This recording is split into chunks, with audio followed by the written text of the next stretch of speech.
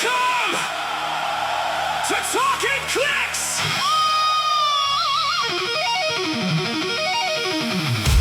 Heroes rise, legends play. Every story starts today. Raise them high, feel the room. Everybody, click, click, boom, click, click, boom. Talkn Clix, where we celebrate the heroes of Heroclix.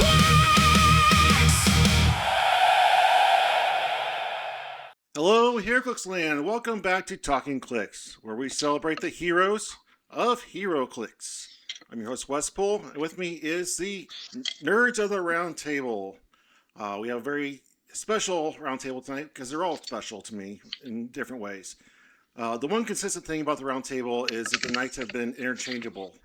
I don't think we've had more than 2 or 3 episodes that have not had at least one person different. But this is going to be the new army nerds going for it. We got Kevin Manning. Hello, Kevin. Hello, how are you doing? He hails from Washington. Yeah, the Tacoma area of Washington, so south of Seattle. Yep. Good friend of Jay's, and he's been a guest on the show before, so I'm excited to hear his thoughts on things. We always have Antonio. What's up? We have my new co-host, Ryan. Howdy. Hello, Ryan. And the man with the mouth, Jay. I'm Pinchy. Yes. Thanks for being here tonight, guys. So to start off with, I want to hear in the comments below what the audience thinks about this idea. I have been kicking around the idea of dropping the video portion of our show and just going straight audio like all the other podcasts.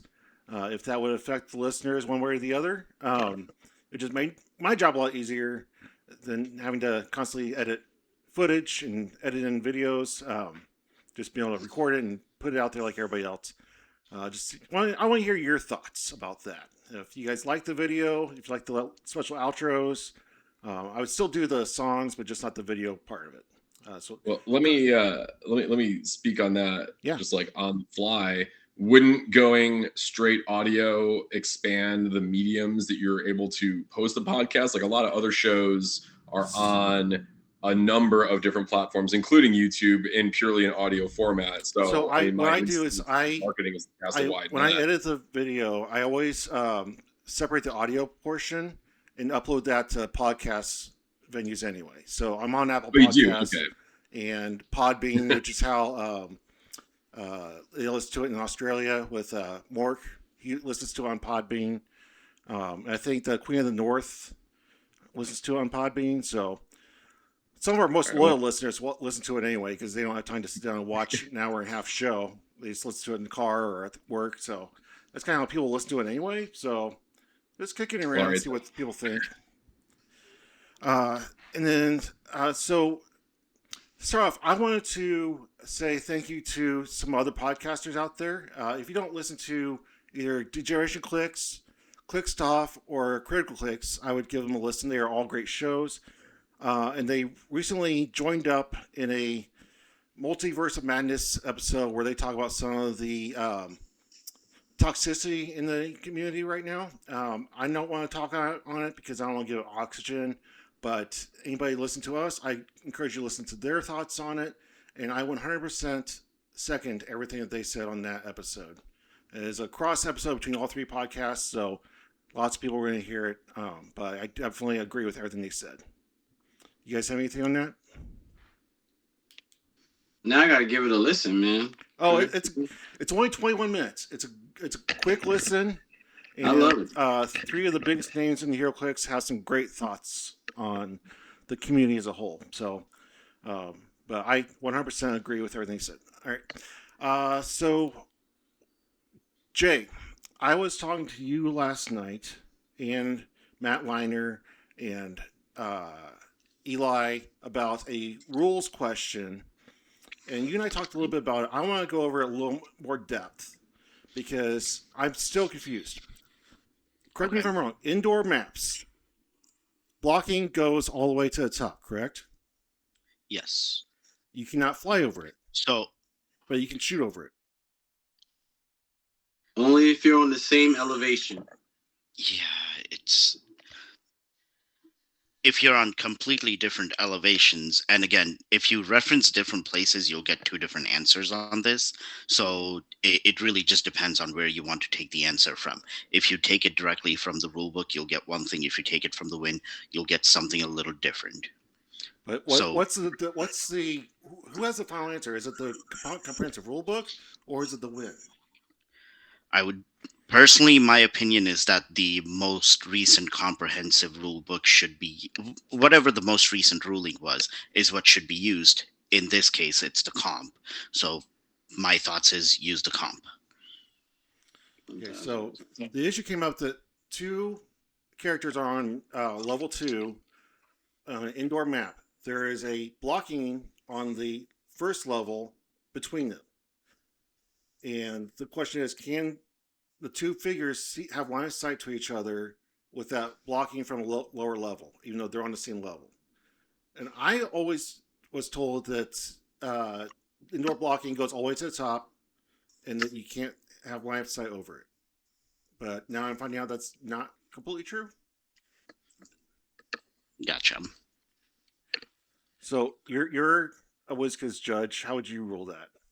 Like I said, I would go with what's in the latest ruling, which is what's in the comp rule book. Do we know And what the comp says? I would have to go back and look, but I'm pretty sure the comp says you can't. But again, I would have to go through it. I'll look at it a little later and let you guys know what I find. I feel like flavor-wise, there needs to be a distinction within the blocking terrain because, like, if you're looking at the map and whatever type of terrain it might be, if it's clearly a giant column or a wall of some kind, then yeah, the elevation should get blocked all the way up. But if it's like clearly a boulder or a rock on the ground, it feels absurd to say that two people on higher elevation wouldn't be able to see each other through it. But that's probably over-tuning. So I hear what you're saying, and it makes sense. But there's also a lot of things in this game that don't make sense. Oh, sure, and you can't make it all. My favorite one, and I've mentioned this. I think I've mentioned this multiple times. My favorite one is that a tiny character can hold a colossal character down, regardless of having plasticity or not. Yep. Because the breakaway rules say 2 sizes bigger, not 2 sizes or more bigger, is automatic breakaway. Yep. That checks. You can only giant size automatically breaks away from a tiny size. Correct. Yes. Because giant is bigger than colossal. Giant is Giant is smaller than colossal. Colossal is one the size breakaway bigger. rules. The breakaway rules say you automatically break away if you're 2 sizes bigger, not 2 sizes or more. So a tiny character could hold down a colossal. I was seeking clarity on what the 2 sizes of giant are labeled. Is it great size and giant size? It all falls under great size, but this is more of a size rule rather than great size or giant size rule. I guess to be more specific, like the icon that's like the giant silhouette versus the fist, each of those have distinct names, right? They do have distinct names, but what are the distinct names? Giant and colossal. Oh, okay. That's all right. So I got you. So I'm with you now. Thank you. Yeah, but the size rules for breakaway are that you break away on a 3 through 6 if you're 1 size category bigger, and if you're 2 sizes bigger, not 2 sizes or more, just 2 sizes bigger, you automatically break away. Yep. So the and more needs to be the and more needs to be there. Yes. Yeah, the and more it is my favorite thing. So I don't know about you guys, but the one thing that always gives me hang-ups is line of fire questions, because the line of fire rules are so wonky and inconsistent. Every time something comes out, it feels like doors and windows all over again. Oh, I mean, it's the only issue with that is that, like Jay has said initially, is like when you ask from person to person, you might get a different answer. Right. So, and since those things have changed throughout the years, with the line of fire and stuff like that, since those things have literally changed through the years, that's why you'll get different answers based on, so like everyone, I think line of fire should be like a new, how we put the, how is put line of fire in the starter, that also needs to be updated in every time they make a new comprehensive rules as well, so that the judges like Jay and other people can be up to date, so they can inform all their local players and be informed at the bigger level as well, Yeah, I love every Ma- time I have to explain when you are in a pinch and you are adjacent enough to punch somebody through the pinch, but you can't have line of fire to prob them. And people are like, "What the fuck?" What my guy always used to tell me back in the day is, it says, I can see there's two of us here, and I can see that Batman's there. So I'm good enough to throw a punch at him, and it might hit, it might not, right? But I'm not good at I don't see him good enough where I can concentrate and use a special power on him. Yep. That's how it was always like that. Like if we're in a crowded thing, I can see you, right? But you might not be able to get a good enough bead on me. You know what I'm saying? Yep. I mean, Wes, you and I are veterans, right? Yep. So I got a beat on you, but maybe that brush is making it a little bit hard for me to get the exact shot that I want on you. You know what I'm saying? Yep. So it's like that. Sunlight glaring in your Player-wise, face. without knowing the rules super well, that to me feels like in a pinch where you're doing a close attack through the pinch where you don't have line of fire, you should be -1 like hindering, because as you're describing it, Antonio, the attack is hindered to some degree. You're taking a swing, but it's not a perfect swing. Do you know Listen, if you're interesting that would make it, Ryan? Oh my gosh. I can barely keep up with the line of fires already. I mean, Wes is talking about nuanced ones, and Boy. I've got to use my laser pointer in the judge at least twice a game. Oh my gosh. Well, That would be can so I see crazy. that guy? That's the biggest question I ask every fucking game. What you got, Kevin? No, I was just saying, just going off what Antonio saying, it's kind of like the bodyguard scenario. You usually, if you have two shields to put in front of a character, there should be some type of consequences or some type of protection behind it, because you're purposely pinching or creating that type of situation to be able to have a bit of a protection on a certain figure, and creating just a close attack on them. It's essentially two people should be able to interfere in the sense, so -1 on attack makes sense. That's why I will always advocate that when they changed all the rules a few years ago, and they didn't touch water, that when they shrunk the maps down, water deserved to be touched, because not being able to target four more out doesn't mean anything anymore. Like Yeah, there it should be does. some kind of consequence for being in the water that gives you No, it some doesn't. protection. It I had my strategy for my team at Nationals did somewhat take advantage of the dolphin water evasion on a small map, but only because I had a very specific turn 1 strategy with Hydra that involved breaking first turn immunity and moving him into a spot that let me do the elevated terrain shenanigans to hit the free regen, and also putting him on top of the slime terrain that I was generating with the venom slime. So he was in water no matter what map we were on, and therefore, if they wanted to mess with him on turn 1, they had to come all the way up, basically. And it never came up, and usually I was just like screwing myself by putting him in the slime terrain.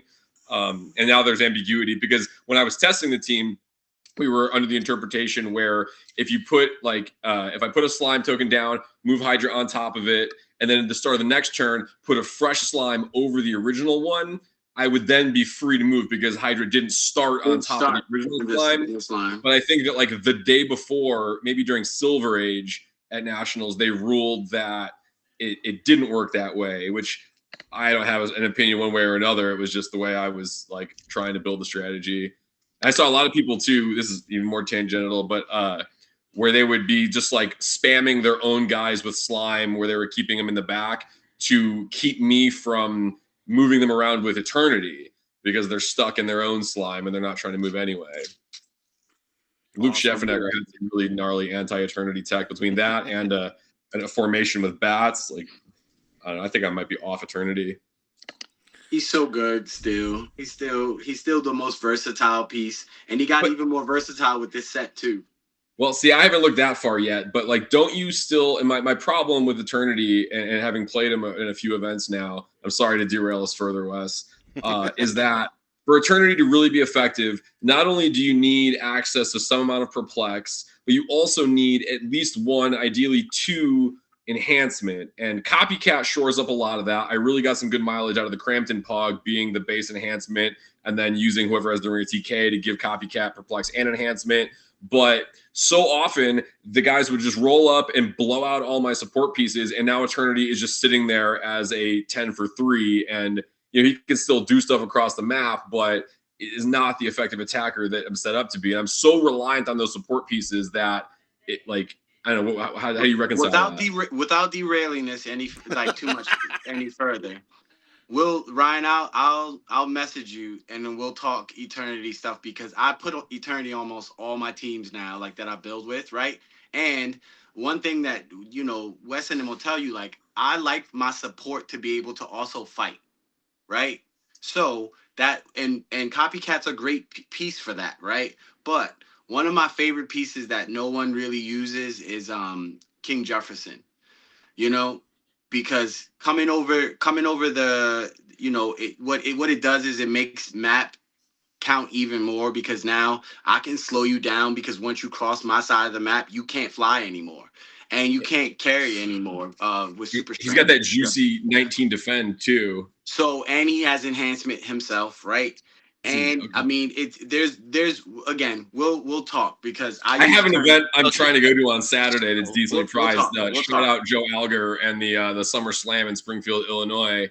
I got to be able to contend. If I'm going to go, I got to contend with Clixoff playing some horrible Beetlejuice team, I'm sure. So we'll talk. Legit, I need a good modern team in a hurry. I'll shoot you some stuff for sure. Okay. Cool. Right, so since agenda, hold on. Go ahead, Jay. Go ahead.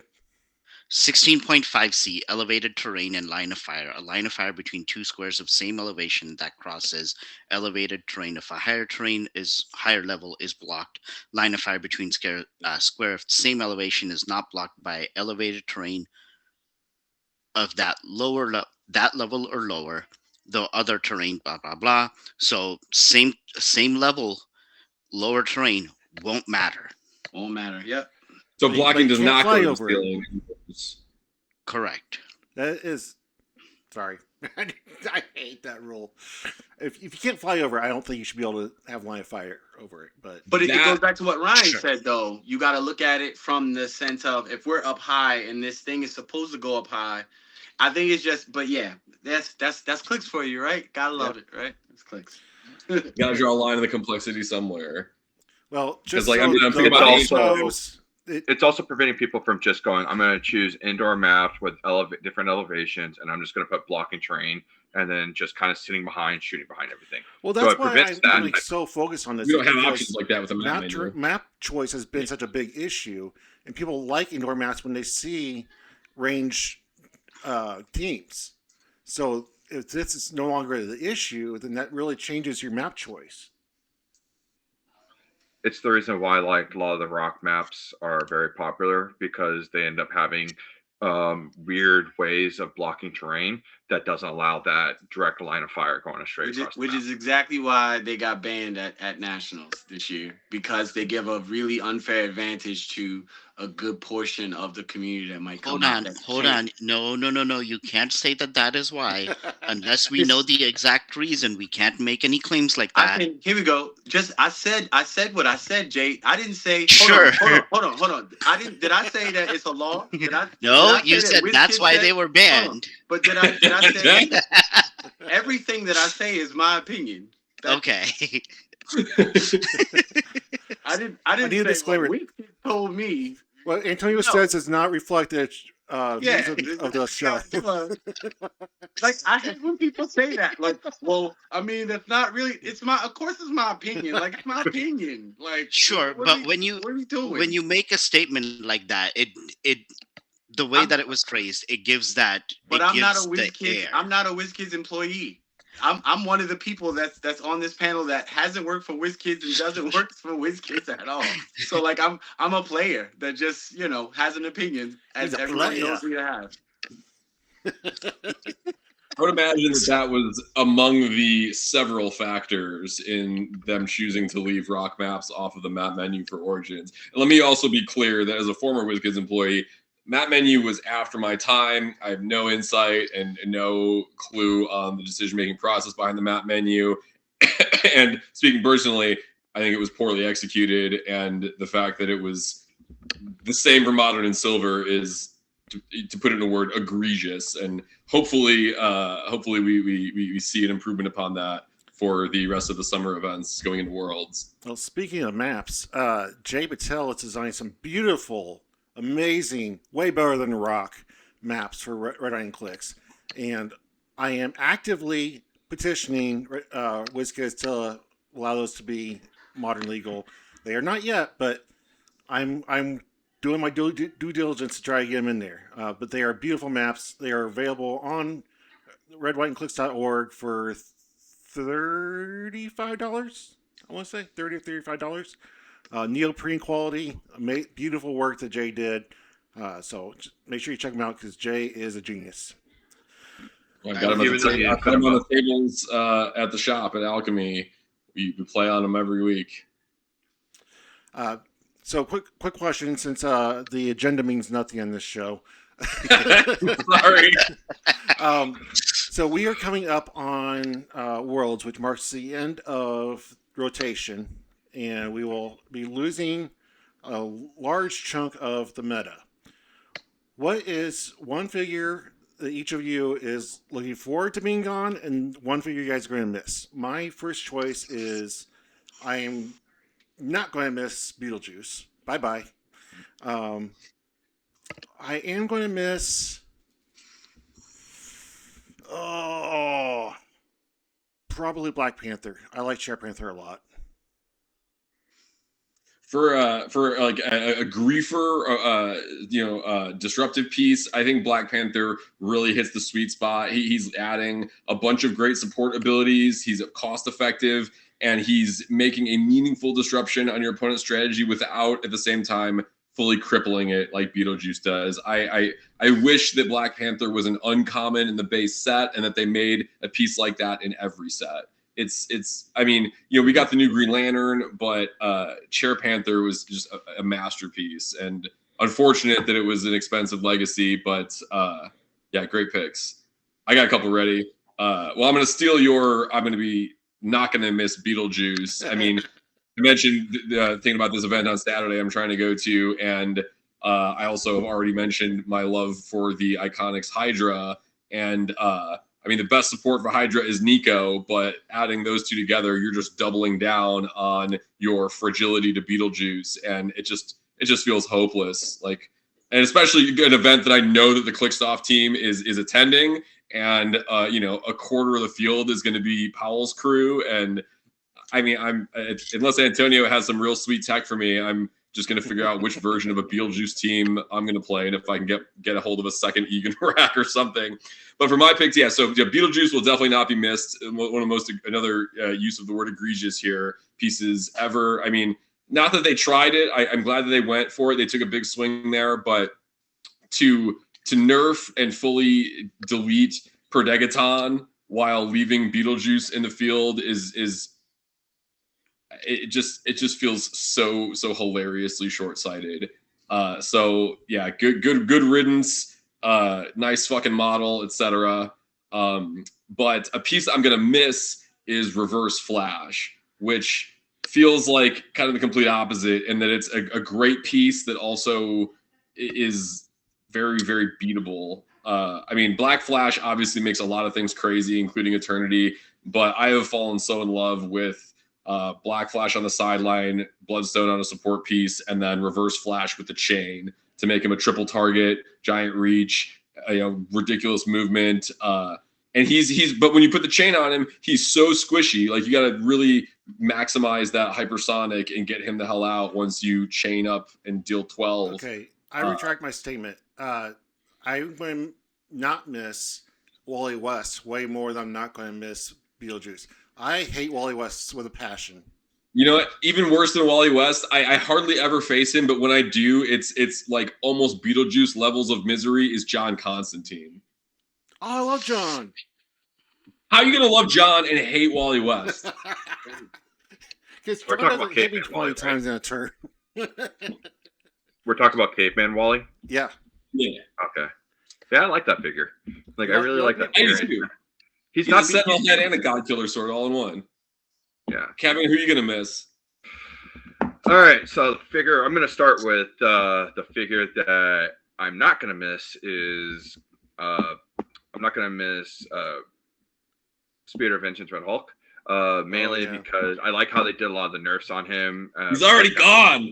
I know. He's I'm already not gonna miss him now. I'm not gonna like that. There's like I'm already not missing him. So I'm already at that point with everything where it's just the way like damaging yourself like wasn't intuitive. Shouldn't be damaging yourself and getting benefits. You should be damaging from opponents to get your benefits. That kind of thing makes the game a little bit more interactive. I'm going to miss KC Green Lantern. Obviously, I came in second place playing 2 KC Green Lanterns in Mogo at Oregon. That was a Jay's team that helped make me. But I'm going to miss having that figure, just being able to put them on a map where it's essentially super dolphin speed, where they have to get all the way up in your face to be able to do anything. And but you're assuming that Lantern Legacy is going to retire this year. It might not. Oh, yeah. I'm just saying, if it does, that's the figure I'm going to miss. So if we're going to go a little bit further back than that, I'm going to miss Gauntlet Spider-Man as well. I really like that figure. I thought he was he's already dead too. He's already gone. What? No. And Tony and I both love that piece. We both tried to make him work. He's gone because it's again can't self damage to activate the ability, same as Loki, but he's still a good figure without having to self damage. And you're forcing your opponents to be able to still have to deal with him. They still don't want to hit him. They still don't want to go after him because they only have so many arrows to go like to try to take off a stop click. They only have like so many green mans that they can play to take him off a stop click. So there's only so many things that can actually handle him from an opponent's side that he's still a pretty viable figure. It's just that he's overlooked because again, people don't want to play the game a lot of sense. When I watch Worlds and Silver and everything, they want the game to be played for them. As being, I don't even got to talk. Like Kevin, I don't even got to talk. Man. Spirit of Vengeance is the piece that made me fall in love with this game, and I'm also obsessed with optimizing the sideline. No, does anyone know Magic the Gathering archetypes? I know if Jay Patel is still on the call that he does. I'm still here. So I've been playing Magic since '95, and I love the color black. I love reanimate strategies, which involve putting giant monsters into your discard pile and cheating them into play with some degree of fragility. And Spirit of Vengeance back in the pre-errata days was just a reanimator deck on wheels. I loved that you had a kind of combo element to it where you're trying to create these weird sequences with Snake Pit and Beetlejuice to grind him down and crank out your Thanos and Gaia. But I also am just obsessed with sideline optimization. I would love the sideline to be double the size. I want all the options and utility. And boy, Kevin, you want all that gone. Well, it's not the I don't think Spirit Vengeance. I'm a Golgari player. I love Golgari. One of my deck I built from scratch is my vanilla deck from the Final Fantasy, which is total Golgari, mill your deck, grab stuff. That's one of the things I loved about the Spirit of Vengeance. The thing that I didn't love is that he had too expansive of keywords to choose from that gave him way too many options of powerful figures, and people abused that. And that was the keywords was those powerful figures where you just had to deal with Beetlejuice or deal with it just like Beetlejuice on the sideline. One of the Beetlejuice could be a pilot, huh? Beetlejuice could be a pilot too. That's the thing. Beetlejuice could be a pilot. And then they would call Beetlejuice in, and then he's just, they're not pilot, they're not bringing in kind of thing because he's a top dial instead of that. Animal Man could be a pilot, and people like it's all these kind of things that you could do with him. But it's just the element of you're not really playing the game because every time I play Spirit of Vengeance, my opponents are on the other side of the map, and I'm waiting for them to just come at me and try to deal with it. And really, the only hard counter was for a large chunk of the team is KC Green Lantern. Yeah, every Because time that there's been a mechanic where the player is playing solitaire and not playing with interacting with their opponent, it never goes well. Yeah. And that's the thing I felt with a lot of Spirit of Vengeance teams is they would get that one hit and go away. And most players who played it in a way where, like, turn one, they would be before their stop click. But if you count their damage, they should be at their stop click. Yep. That kind of thing. And there was too many of that type of interactions where a lot of players I dealt with would not properly count their clicks, so I had to correct it during the games. It wasn't always intentional, but it's still something that was fairly consistent. That was my only issue. It's just there's too many loopholes around him. Kevin, when you're talking KC Green Lantern, do you mean Alan Scott from Lantern Legacy? Yeah, Alan Scott. Sorry, Alan Scott of Super Rare, Lantern Legacy. No, I remember when you did well with that double Scott Mogo team. I just every time I hear someone say KC Green Lantern, they're asking about that really hard to find legacy. The legacy, going to the legacy, and I get it. I was like, yeah, it's Alan Scott. I call him Green Lantern because I'm from Kingdom Come. He was called the Green Lantern, in Kingdom Come. He wasn't Alan Scott.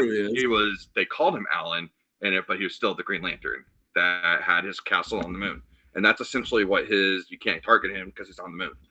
Oh, cool! I love that. Mm-hmm. So, Antonio, what piece are you going to miss, and what piece are you not going to miss after rotation? I mean, like Kevin already said, he's on display for a reason. Spider-Man is my guy. So, saying fuck all your nonsense is great. And I love that. Oh, hey man, you know what? That's some nice objects you got and a nice strategy you built around your objects and your one shots. Fuck that. Yep. Turn one.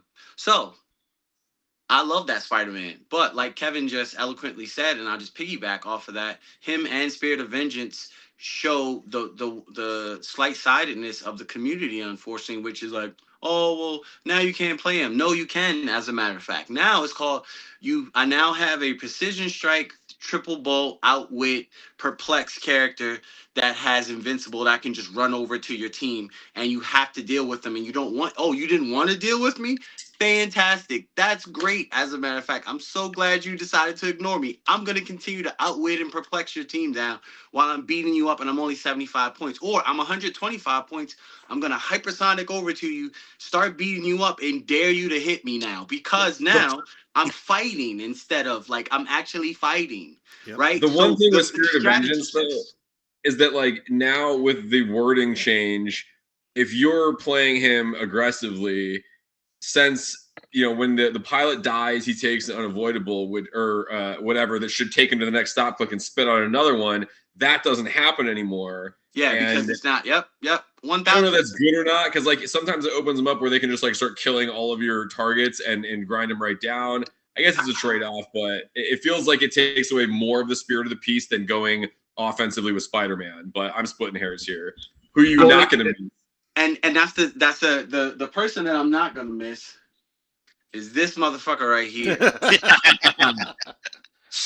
So this is probably one of the worst. This is up there with Scarlet Witch as one of the worst pieces that they've ever made. Right? It's so squishy. Now, it's not about that. It's what he represents. What he represents is. So for the people listening, that we're talking about Pegasus Cap. Oh, so Pegasus Cap, right? Pegasus Cap represents one of the worst things about the game, which is I've made a piece that I can play 3 of him, right? I can play 3 of him. 3 of him is less than him at full points. 3 of him at 40 points.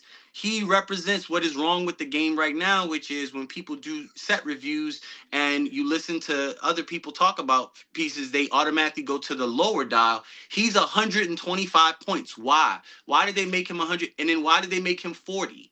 He's still powerful at 125, but why is he costed this way? And when you're playing 2 of him, he represents something that's horrible because he's 40 points. He's 40 points. And when X of Swords was out, now he's 50 points. So now for 100 points. So for a third of your team, you have 2 characters that ignore everything. Okay, I'm sorry. hold on. Thanos is 300 points. No defense for you, Thanos. Nothing. You can't use any defensive powers, as a matter of fact. Oh, you have shape change on your last 3. You know what I'm going to do? I'm going to hit you past every single thing. Why? Because I'm 40 points. You're 300. And you have blades. Okay, so you got the +1 longsword. So I have +1 attack against you. Oh, you have invincible? Psych. No, you don't, as a matter of fact. Does Pegasus Cap cut through stop clicks too? Yes. Yes. Because they're On defensive. defense. On If defense. it's on- If- yeah. That's if they're actually on defense powers. If they're not on defense power, it won't actually affect it. There's very few, but there are few characters that have their stop clicks on either attack power or Speed or damage speed. power. there's Are there's there, a couple on speed. Yeah, like But- the new Chase Flash has a stop click on speed or On his attack. shirt. One of those Yes. two. Yeah. But And Wonder Woman's on damage. is there an established pattern or precedent for how long promos stay in modern? Because if I recall, 3 years. 3 years. 3 years. That's how 3 long years. Death Metal Wonder Woman was around. Death Metal was four that years, Wonder Woman because- was around for established, 4 or years. is that just a pattern?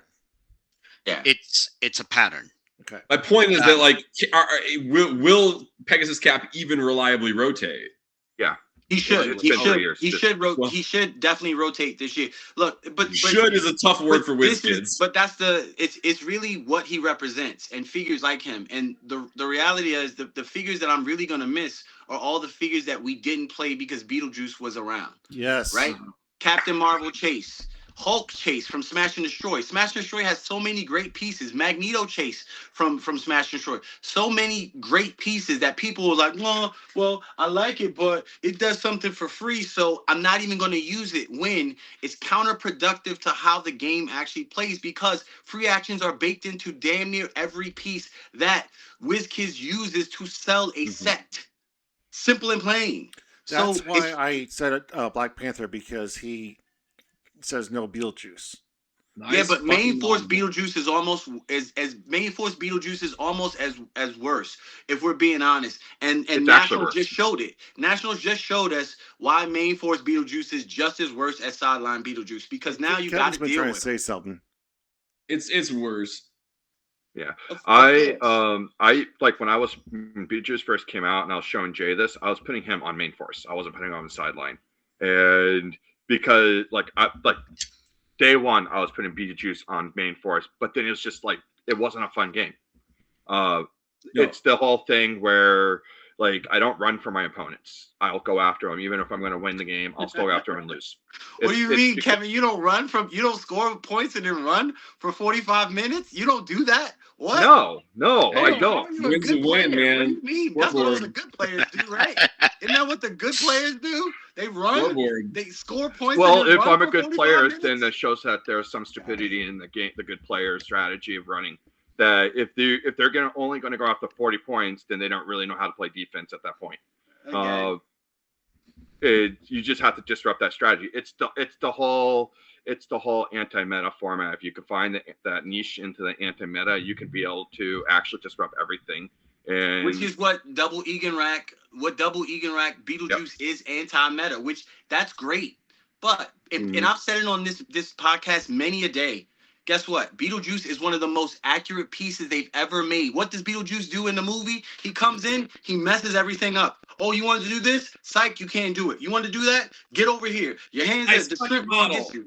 That's what he does, right? He's so accurate for what he does. I love it. Again, I thought he was on display, but I love that he's made. But he is counterproductive to what the actual game should be. And if he had an area effect, he would be much more palpable for the game, which he should have an area effect. How you going to make Scarlet Witch get rid of all powers and have an area effect, but you have him get rid of all free actions? Huh? Throughout the whole map, it's just that wasn't smart. That was just I understood the thematic point of getting rid of all actions across the map because he possessed the house in the movie and he possessed the church in the second movie, that kind of thing, where everything was just under his control. I get that element. He shrinks you down to his little game table or It's design accurate. model It's table. accurate. Yeah, it's accurate, but it's just the ability to just disrupt so much elements of the game that are important. I'm going to use the power action to do a free action. I'm going to do something like all these different things. in the game that matter. You can't do pulse wave on a running shot. You can't do earthquake on a charge. You can't do any of that. You just have to do a basic attack. But the whole element of just there wasn't a proper response to Beetlejuice outside of Cheer Panther. It's that whole thing. Like with Pegasus Cap, a great example of perfect figure. Like great, he has yarn burrow. He's doing like fantastic stuff. Not super long tile, supports your team and can do some damage too. But they didn't do a response where they didn't give us enough stop clicks outside of defense on figures that matter. You also can't make him 40 points. You can't make him 40 points and he ignores all defenses when some pieces don't get, again, he is only 300 points. That's it. He has no like lower point value. He only has 300 points. Even if you look at the other version, he only has 150. There is no lower point value for him. So you got to pay these points. You can play 3 Captain Americas against this one. And this was iconic. Like, come on. And this is supposed to represent Thanos as one of the strongest pieces we've ever seen in comic book history. And you mean to tell me Captain America with an axe that is powerful, that can cut through damn near anything. So it's great that it should, you know what Yarnborn should have did? It should have did the Enchanted Hammer. That's what it should have did. It should have been exploit weakness. And if you have invincible, now you have this. Now if you have invincible, impervious or invuln, now you have toughness and I'll have exploit weakness. Or that's what it should have been. The other option is go back and reference things that already exist in the game. In the the Mighty Thor set, we had a Yarnborn equipment that said crits are now on 9 through 12. Yeah, great. You're now emulating Yarnborn being able to at least hit much more easily. Rather than going, oh hey, just come up with something frankly absurd. Beautiful piece. Beautiful. He's beautiful. Oh, yeah. He's on display. He's on display. I glued the wings on mine like a savage. He's beautiful. He's one of the most beautiful pieces we've ever got in the game. I've not played this figure one time. I hate this thing. I feel like I'm cheating. Oh, you can't use defenses. What? Hold on, you can't use any defensive powers when I hit you? Oh, poor baby. Squishy. Oh, but I see. But the one you're gonna miss is talking about shutting down entire strategies that involve the sideline. That's an interesting line to draw. I get it. You still get to play. Here we go. You still get to play. Your one shots, guess what? Your one shots don't necessarily keep you from actually defending yourself. But what if you put destroyer armor on a piece specifically so that piece becomes viable because now it actually has relevant defense? I feel sorry that you put all that hope into a piece of armor. That's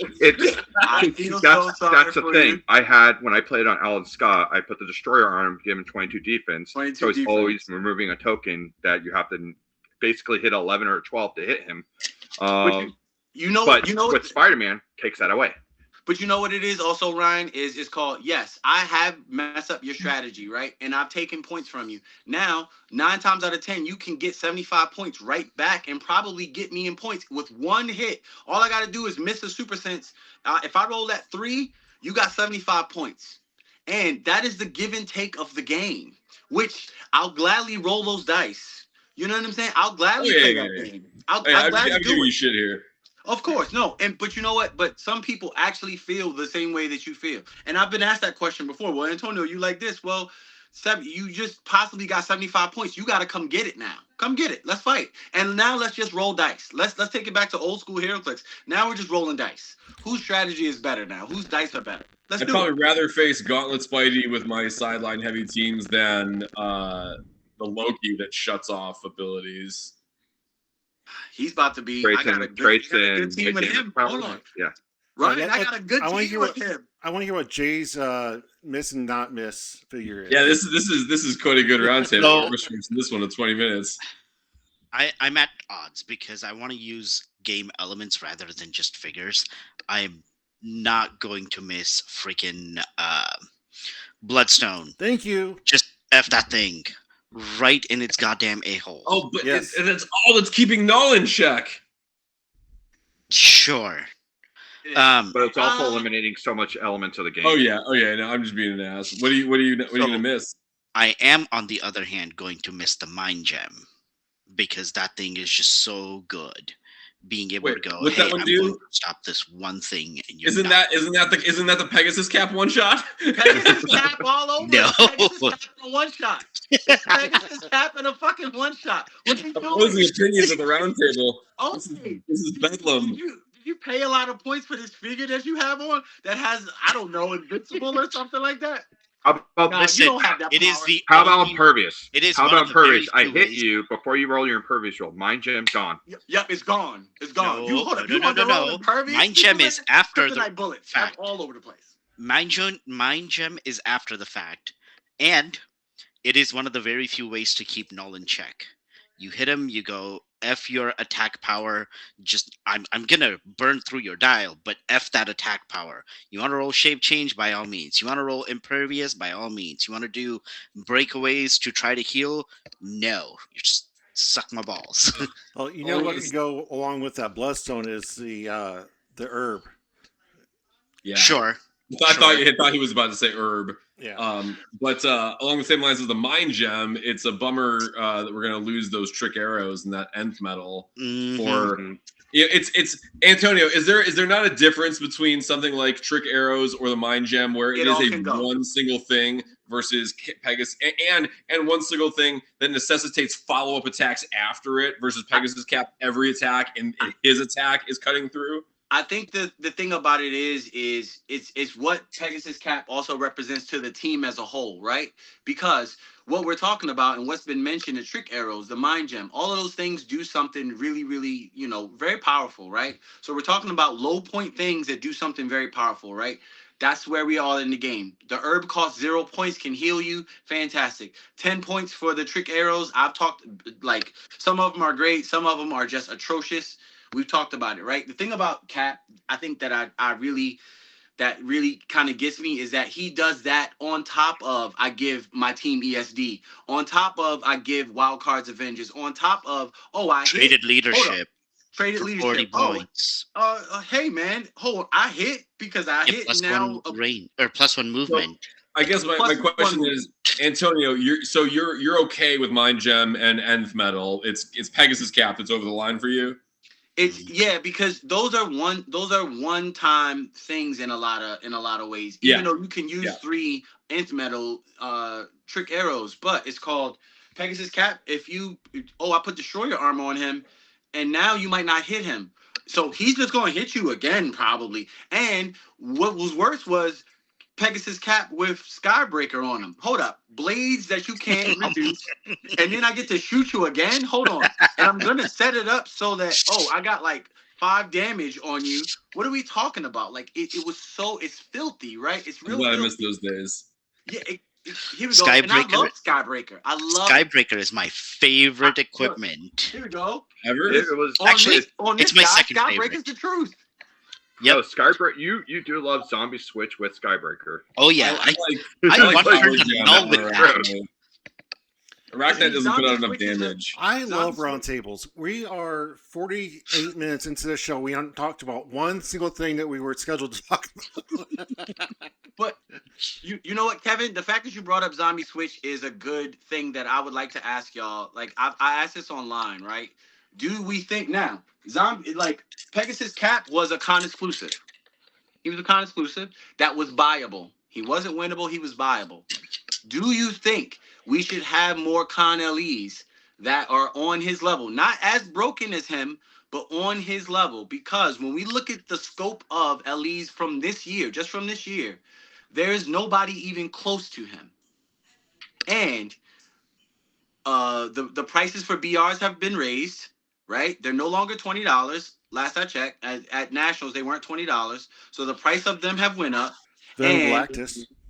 I mean, but Venom Galactus, is he on the level of this? So I like this question. I think that Zombie Scarlet Witch is even a little too niche. What come to mind for me as like recent winnables, not buyables that are solid are like Spacesuit Batman, which enables some really fun niche strategies, mostly involving Green Torch And I mean, Infinite is pretty polarizing. I just think it's cool that he does something so wildly unique and bizarre, and also maybe the most underrated sculpt of 2025. Very good. Absolutely beautiful piece. Very beautiful. But I mean, I would say that like finding something that is even more pushed than, or rather less niche than Space Batman or Zombie Scarlet Witch, but perhaps less oppressive and dominant than Pegasus Cap and Death Metal Wonder Woman, because the better those winnables are in constructed, the more appealing they are as prizes. And I think that is a natural, it lends itself very naturally to wanting those to be more powerful. So yeah, I think they should dial it up a little bit. Give like the Infinite's a really good example. It's a really strong figure, but it's still like beatable kind of thing. You can still deal with it. I mean, Infinite, you have to play Beetlejuice on your Infinite team because a single perplex piece will just torpedo your whole strategy. Mm-hmm. And there's a lot of people that were doing that. Like they sideline Beetlejuice, play like two symbiotes, like the red symbiote, black symbiote, KO them with Beetlejuice so they can put it on another figure or something. There's strategies around it, but it's more of just that style of figure where there's different unique strategies that make it viable. Like King Null or King Cole should be a stronger figure. 65 points. 3 or 4 stop click. He's not broken. He's not broken. That guy's unkillable. He's not broken. That's it. That's all. He's not. But he is killable. He is killable because the bloodstone exists, so he can't heal back up and get off and keep the stop clicks going. So Nth metal exists too.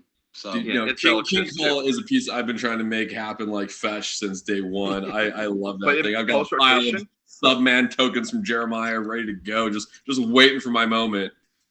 Well, post rotation, it has a viable opportunity, especially with the Warrior being built up so high, Pass being built up so much.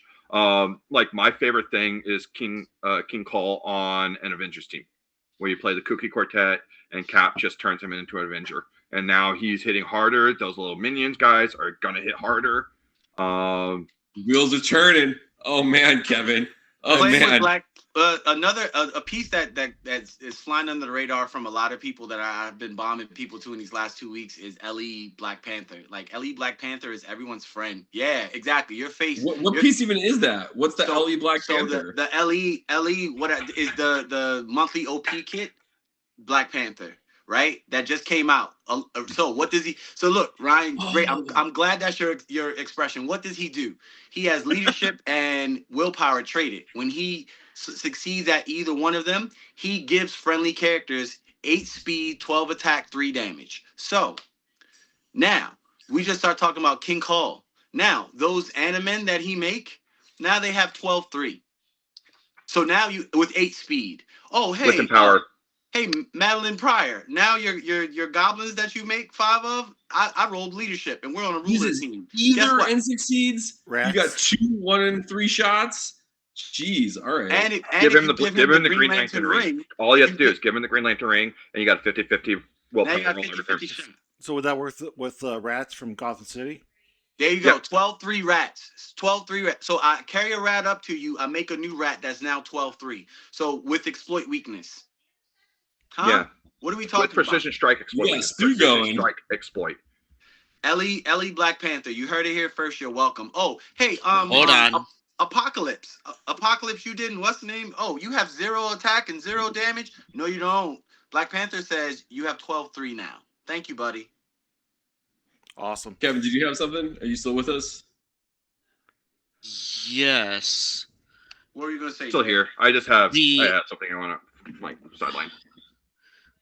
For the Black Panther LE, I think that needs to be validated on whether that's a burst or a aura that's map wide. Because if it's a burst, it would only affect the characters that are on the map when he rolls leadership or willpower. If it's an aura, then sure, any bystanders that come up after that will be affected too. But that's a good question. I'll have to go back and read him.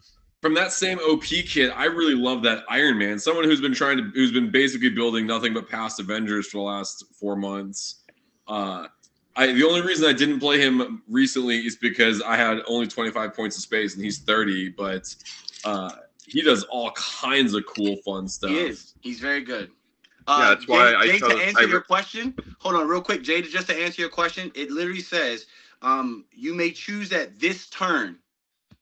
So that means anyone that comes out like this turn. So when he, so it's this turn. So you can generate. So you can carry a rat up, create a rat, and the new rat can stack. 12-3. There you go. With exploit. You're welcome. You're welcome. Okay, I'll take PayPal and Venmo and stuff like that for like. And if you have Ratman on the team, that's poison cross map. Yep. Oh, and their precision strike exploit. Does Pied Piper or Ratcatcher have the past keyword? They have animal. Pied Piper maybe? No. Listen, you gotta hold on. We gotta unchain you from this theme team stuff, man. Get rid of it. Get rid of those chains. Fun, man. Themes are fun. Get rid of those chains. It's Marvel vs. Capcom 2 out here. As soon as you mention Rat, like you're putting Rat on the team, you're basically breaking theme. It's the time breakers all over. Oh, you were talking about using actual pointed rats. I was thinking about generating them. Yeah, only 5 points. Pied Piper is the answer though, Ryan. Pied Piper is it. He's my second favorite figure out of this whole. He's got to be past keyword, right? No, he's Rogues. He's Rogue, Central City, and Animal. Every single thing about this game is bullshit. I hate this game. I agree. I get it. He's the Wally West era of Pied Piper mixed with the Barry Allen era Pied Piper outfit. I don't know anything about this character. I just know what he looks like, and vibes-wise, it feels like it should be passed. Because one of my first comic books I ever read was Pied Piper coming out to Barry Allen or Wally West in the 80s. And telling him he had AIDS, and they were actually having a discussion about AIDS and societal issues at the time. That's why Wally West is the best Flash. Damn. When it comes to knowledge, Kevin has a Wally West is the fastest Flash. Barry Allen is the best Flash. Barry's the best Flash. Barry's the best. Wally's most powerful. Bart is most potential. The source material says otherwise. The source material says otherwise. Hold on. This piece right here. This piece right here doesn't even exist the way that people think it does without Wally West. This piece, this actual piece comes from a book that has Wally West. That's Black Flash. Oh, there's the icon. I wasn't sure if it was the Iconics. I knew it was Black Flash. Kevin has photographic memory. That's the comic say that Wally's the best. I have an didactic memory, which is built from a lot of reading and writing and memorization, but not like photographic memory. I can see and read it and memorize it. All right. Well, the whole point of this question was because rotation's coming up with Worlds, and then my favorite event is Red, White, and Clix, where everybody gets to test out the new meta. So Red, White, and Clix, November 7th and 8th in Lafayette, Indiana. Come test out the new meta after rotation, see what it's all about. I want to thank everybody that participated in our sweepstakes this spring. We did some tickets that we gave away for Origins, and then we just gave away 4 tickets to Gen Con. So congratulations to everybody joined our sweepstakes and bought maps and t-shirts. I do plan on doing more of that in the future, so keep your ears peeled for that.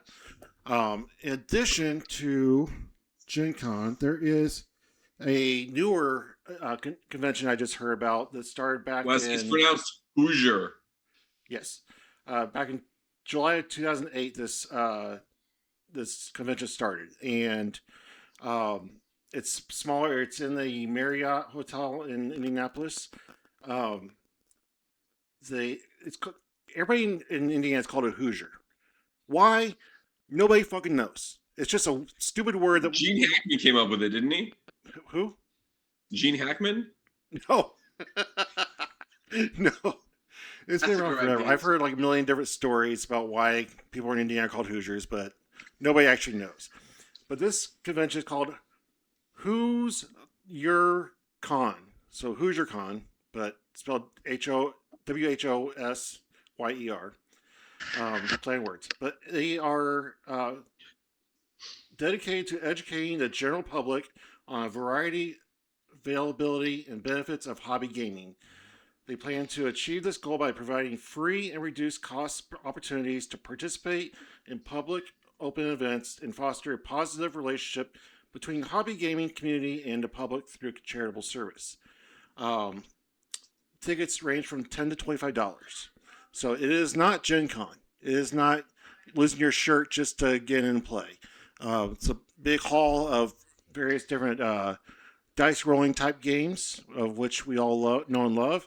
And Red, White, and Clix is going to be there with a booth to talk about our mission and our events. And I am trying to get some prizing to maybe do some demonstrations and may have a mini tournament. I'm not sure yet, but it is September 4th through the 6th in Indianapolis, Indiana. So if you are at all available that Labor Day weekend, come out to Indianapolis and check us out. It's going to be a lot of fun, and it's not as expensive as Gen Con.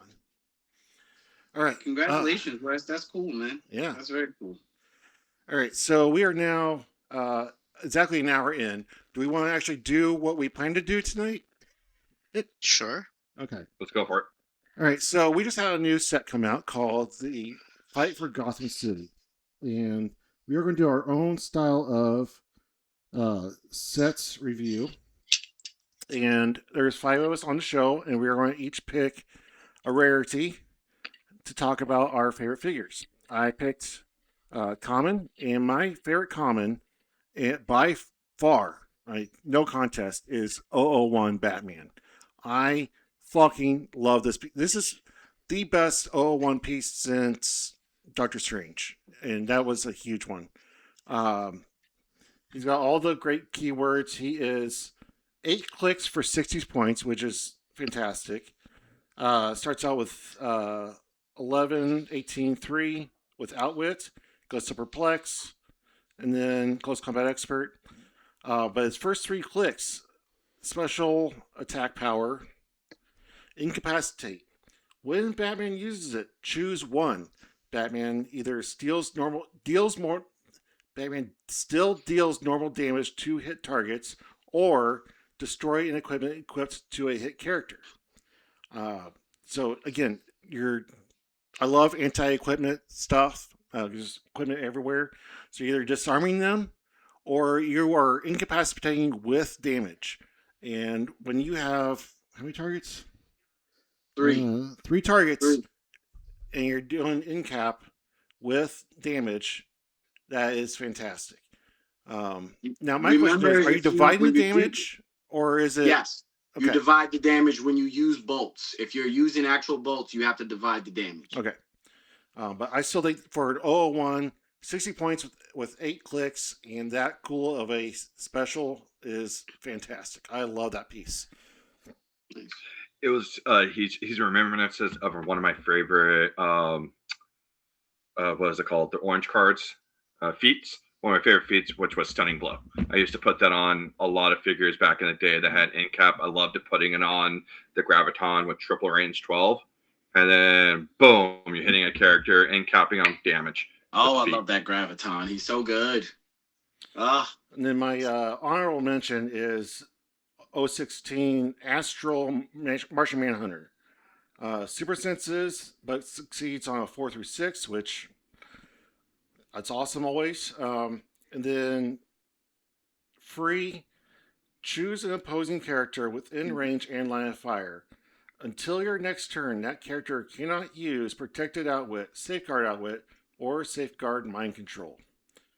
Anytime you just do a range, shut off their Safeguard, whatever, is huge. For 15 points, 3 clicks, just throw them out there and disable your opponent so your attacker can go in. I love that. So who had uncommons?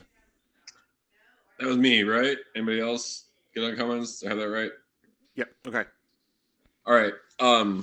I've got just a couple that I thought were worth mentioning. And let me caveat this too by saying that even when I was at my peak pro level playing Magic days, I was notoriously awful at looking at a set list that hadn't seen much tournament play and accurately identifying what's going to make a splash. I mean, there's always a couple pieces, but I have no clue here. But first piece I want to mention is Jason Todd, only because when he damages an opposing character, you can knock them back, and putting Universal Weapon on that guy, getting him Pulse Wave somehow.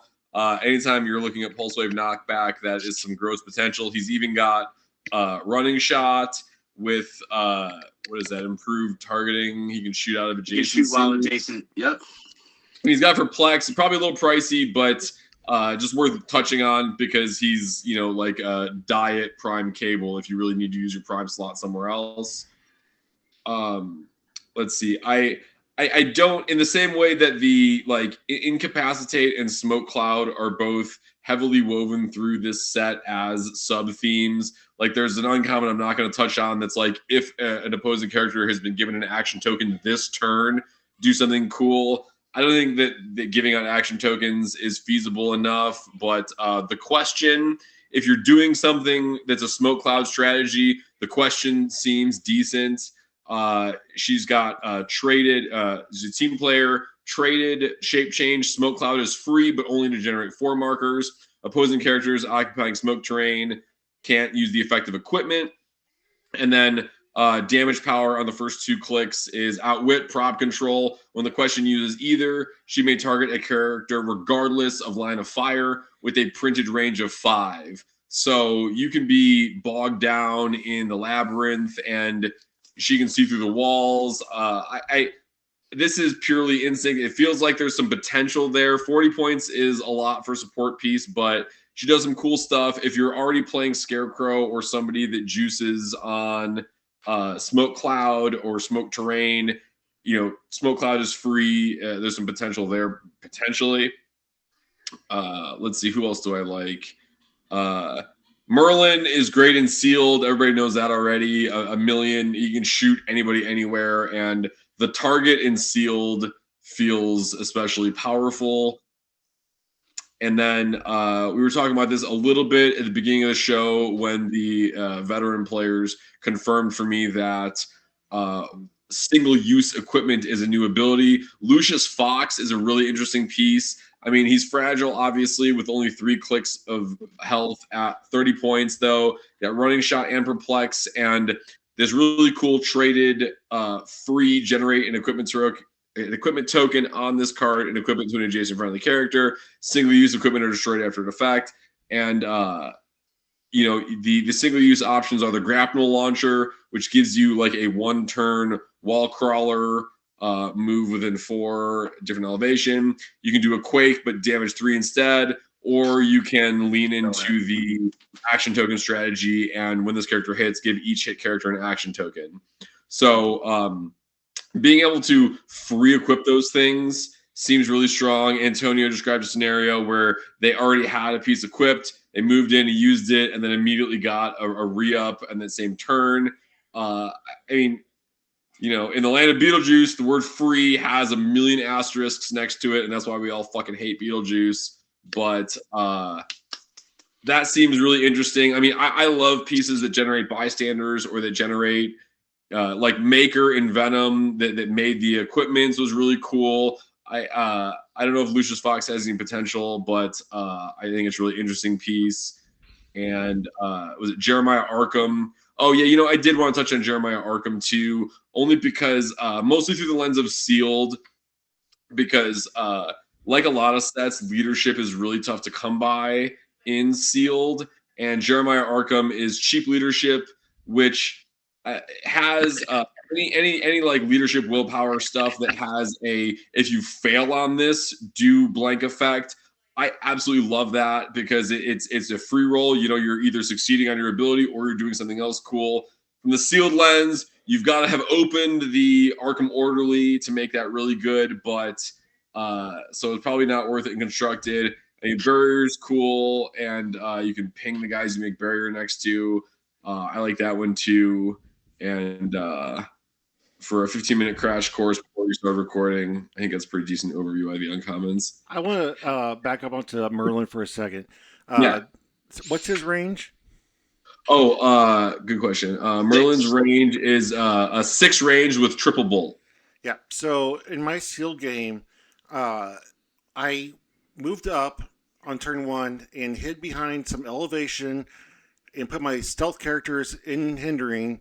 And I go, I'm safe here. And then he comes up and completely neuters my attacker in one shot because he sees through hindering, over elevation, across the board. I was like, what just happened? I just got. How does he see over elevation? He has the red. He does. He sees through elevation. Oh, elevation. Sorry, I heard blocking. Yeah, not blocking. Not blocking. So if you were behind blocking, shoot adjacent, he can shoot adjacent, elevation, and hindering. So even if you lock him down, he can go, cool, I'm going to shoot over here and still take out the figure kind of thing I want to take out. He shot me over a mountain through hindering. It just absolutely neutered my attacker, and it was just game over after turn 1. It was unreal. Like 001 Batman at common, I feel like Merlin is probably the best uncommon for sealed and BR play, just like Batman 001 is an absolute monster in sealed and BR, not just for the clicks per points ratio, but just he does a lot. I won our sealed week when we did a pre-release, and because I had Merlin, I had common Batman, I had Question, I had Ventriloquist. Like that combo right there is just too much for opponents. Just I was almost one-shotting Blackfire. I have a quick funny aside about release sealed. We did ours at Alchemy Comics and Games in Greenfield, Indiana, opening officially soon on Sunday, and we had 4.5. We had 4 people, and a 5th guy was there picking up his bricks and was like, "I'll buy in and get 2 more packs, but since we're an odd number, I just won't play." That's Brandon Hogan. Shout out, big pimpin' cowboy hat motherfucker. Brandon's going to be on the show soon. That's the homie. And J Major opened the Prime Starfire and crushed us all with it. Of course he did. Of course. That's his luck. But Brandon Hogan, who's there opening his bricks and leaving with his 2 boosters, he pulls the Chase Wonder Woman and is like, "Oh, is this a good one?" He had no clue. See ya. Like, oh, thanks, Brandon. My baby. That's my baby. Oh man, that's my baby. So good. My baby. Yeah. That's the funny the guy who went buy and drop is the one who pulled the Wonder Woman. So what shop was this? Alchemy Comics and Games, Greenfield, Indiana. And I've never heard that before. Who's running that show? That is, well, technically Keith Barnett is the primary proprietor, but me, Ryan Opalk, is the manager and day-to-day operations overseer of Alchemy. Congratulations, sir. Yeah, we know that. Ryan, that's dope. We're not open yet. This is still in the preliminary stages, but I'm working with an artist on logo mascot. Good. Oh, me and Keith, I think that he and I together kind of balance things out. We're complete opposites. And in that way, together, we represent the total package, perhaps. 1,000%. And y'all are very different. I didn't bring the story up as a plug, but I'm going to take the opportunity. Thank you, Wes, for creating it. We are also, a lot of people who follow the trade groups, Antonio mentioned my post where we sold a set of the Vault boosters. We are also working on a web platform e-commerce retailer spot.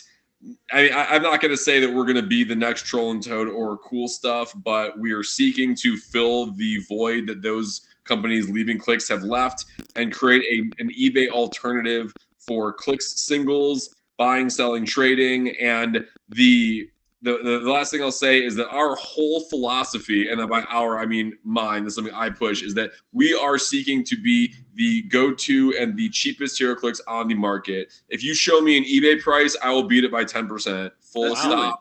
And I mean, my sales posts already blow the F up because my prices are crazy, and I'm hoping to combine that with my rapport in the community and get established. And we're gonna have an announcement out with website and logo and all that ready in the next week or two. We haven't announced this publicly yet. We haven't picked a date yet. I'm trying to wait and see how the geography shakes out with timing, but we are on the CCO Summer Regionals list.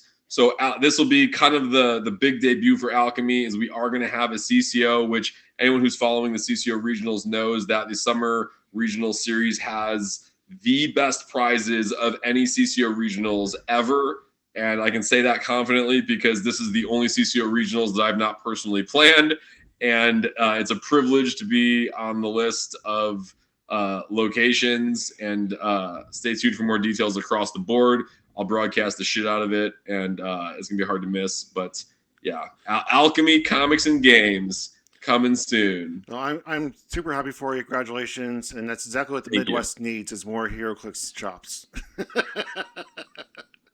Word. Awesome. And from people who actually care about the community, like Ryan cares about the community. Yes. Keith definitely cares about the community. Such good people. Like, so that makes me really happy to hear that you're teaming up with Keith. Like, Keith is the homie. Love that guy. And in the small time that I've gotten to know you, love you too, man. Like, so it's that makes me very happy, Ryan. That's Thanks, good Antonio. shit. When we connect one-on-one, I'll go on at length about how Keith has been a literal guardian angel for me in the last couple months. I mean, No, he's dope, man. I met him years ago at Gen Con, and that moment that we kind of got to talking, we became like this immediately, and so I can only imagine. He's awesome. Hell yeah. Good shit. Good All right. shit. So who The had, first time I got rares? to work with Keith, Oh, Oh yeah. first time I got to work with Keith was Worlds last year, and we've had a few conversations before then, and I was like, yeah, this is definitely a guy that that I want to have on as one of my porch people. Like, the actually working alongside him, talking throughout that whole weekend, definitely solidified that opinion. I like Keith is definitely one of my favorite people. One of the hardest working people in yes. any avenue, not just Heroclix. And Jay, I put him on Battle Royales with you at Worlds for a reason, because you are both workhorses, and together you and I think Dan Schwab was your third at BRs at Worlds last year, made it great. It was tricky staffing Origins, and not all the decisions for Origin staffing were mine, but it was not easy not having Keith on BRs with you at Origins, but I did my best. But he crushed Pulp. And that's why I put him there, is because I knew that he would, and Keith is just effortlessly chill and awesome. Who will also be judging at Red, White, and Clicks. So, Hell yeah. there you go. All I right. will be there competing and losing to the better players who make the drive. Can't wait. So who had the rares? That would be me. Okay. So I'm torn on which two I think are the most underrated. It's like Ratcatcher is definitely going to be one that people are going to really like, and I do like him quite a bit as well. So he was going to be one of my picks, with the other one being Commissioner Gordon. Like, that figure, with the amount of the friendly characters that share a keyword with him, can use sidestep. He can, if you're on a theme team, everyone's getting sidestep, which can be huge. Not to mention the other part, when when two characters share a keyword, or when you share two keywords with him, you move 3 squares instead. Again, just that one extra move can be huge, no matter which direction it's in. And then also just giving friendly characters PD. He shares 2 keywords with himself, so he's always going to be moving 3. Not to mention the combo of Force Blast, Energy Explosion is just gonna be it's gonna be crazy. What are you trying to sell us, Antonio? Nothing at all, man. I was scratching myself. Go ahead. What were you showing us? Nothing at all, man. It was something in the night. No, that's I all. Nothing- legit something in didn't the see night. it. Something in the night. That's all. Nothing. Okay. Keep going. I'm listening. But those are my two. Like, the Ratcatcher is just amazing. I don't even have to say anything about him. It's very obvious how good Yeah. The he is. love that rats Ratcatcher. themselves are going for quite a bit of money on $6. $5 to $6 for a tiny plus little rat. shipping. That much? Plus shipping. Yeah. I felt weird charging $2 to $3 each. I gotta up my numbers and still beat the market. Yeah. Awesome. So what were you trying to show us, Antonio? I wasn't trying to show nothing, man. I was just, scratching my stomach. You held up a sculpt that I didn't recognize. Who was that? It's the best rare in the set, and that's Nightwing. This is Nightwing, drawn by Jim Lee, who also is on my shirt. This is Jim Lee art on my shirt. Okay, I was wondering if you were trying to show off Nightwing. No, that's Nightwing. That's Nightwing is a baller. Nightwing is really good, but I don't think he's the underrated one. I think he's one that most people. He's really good. Yeah, no, and you had said that initially. You were saying like the underrated, but like Nightwing is. As soon as I saw him, the fact that we got like 3 good Nightwings in this set is just ridiculous to me. Like my mind is blown. It's just like, what? Hold on, not 1, not 2, but 3 good Nightwings.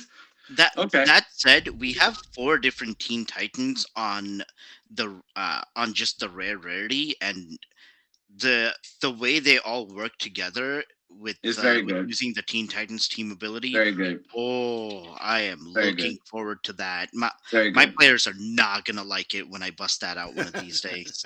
It's very good, man. All right, so I want to pause here because we just finished the commons and rares. So how do we feel about this set in Pulp? I actually think it's a really strong set in Pulp. There's going to be about 4, maybe 5 staples. The Rat Catcher are definitely 2 of them. Gordon might actually be one that you see because you don't even need to go theme. Just get 2 keywords with him. You got the extra sidestep and giving your whole team PD. You got the common Batman will possibly see play. You got the Beast Boys that are going to see play. Every like almost every figure Ryan mentioned, it's going to be considered for Pulp. The only extra figure is going to be Red Hood, just because Red Hood gets around Gore. Another piece that wasn't mentioned that I think is actually going to 2 pieces that I think that would work really well is Martian Manhunter being able to attack through an astral, since there's a lot of astrals not only in this set but in Stranger Things that are very good, and also badge like the rare badge with 19 defend and plus 2 perplex, with having running shot as well, like, and you can just carry him around too. He's tiny, so unlike Blue How, where he gives everybody the +2, he'll give the 19, but he can use his perplex on himself, so he can actually stay alive at a 21. That means he's a 22 at range, so that's good living. I haven't played Pulp in a minute. How healthy is Pulp right now? Is there anything like Blue Marvel or whatever with crazy stuff going on? Dormammu. I mean, if you can't beat Dormammu, Dormammu is just, he's gonna smoke you. He's generally just gonna smoke you. If I'm not mistaken, Steve Clark, shout out my Galactus homie, who scrubbed out of top 16 of nationals and immediately went to the playoffs for the Pulp Championship at Origins. He was on Dormammu, and I wish I was more prepared for this statement, but I know that Steve lost. And if I'm not mistaken, the guy who won the Pulp Championship was not on Dormammu, but I wish I knew what he was on. And Kevin, thank you for pointing out the utility of Red Hood, specifically in the context of Gore, because when I was reviewing uncommons at 8:56 before we started recording, it was more like 9:02, but I looked at that guy, I was like, in what circumstance am I wanting to generate a goon instead of the bystander that like surely synergizes with the piece that's generating it? Gore is the perfect answer. And Gore, I mean, Pulp's been in a weird spot, especially since the Pulp events at Origins went back to 300 modern Pulp after 400 silver Pulp being the established norm for the last 6 months prior. Gore seems, I mean, I didn't follow the Pulp at Nationals closely enough to see if Gore was a factor, but Dormammu was dominating. So, although Dormammu doesn't care about Gore because Dormammu is generating.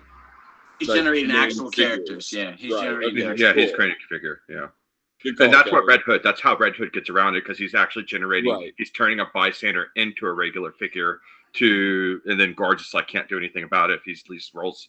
I mean, that's still like. I don't have the figure up. Well, I can here in a second. To see like how much better that is.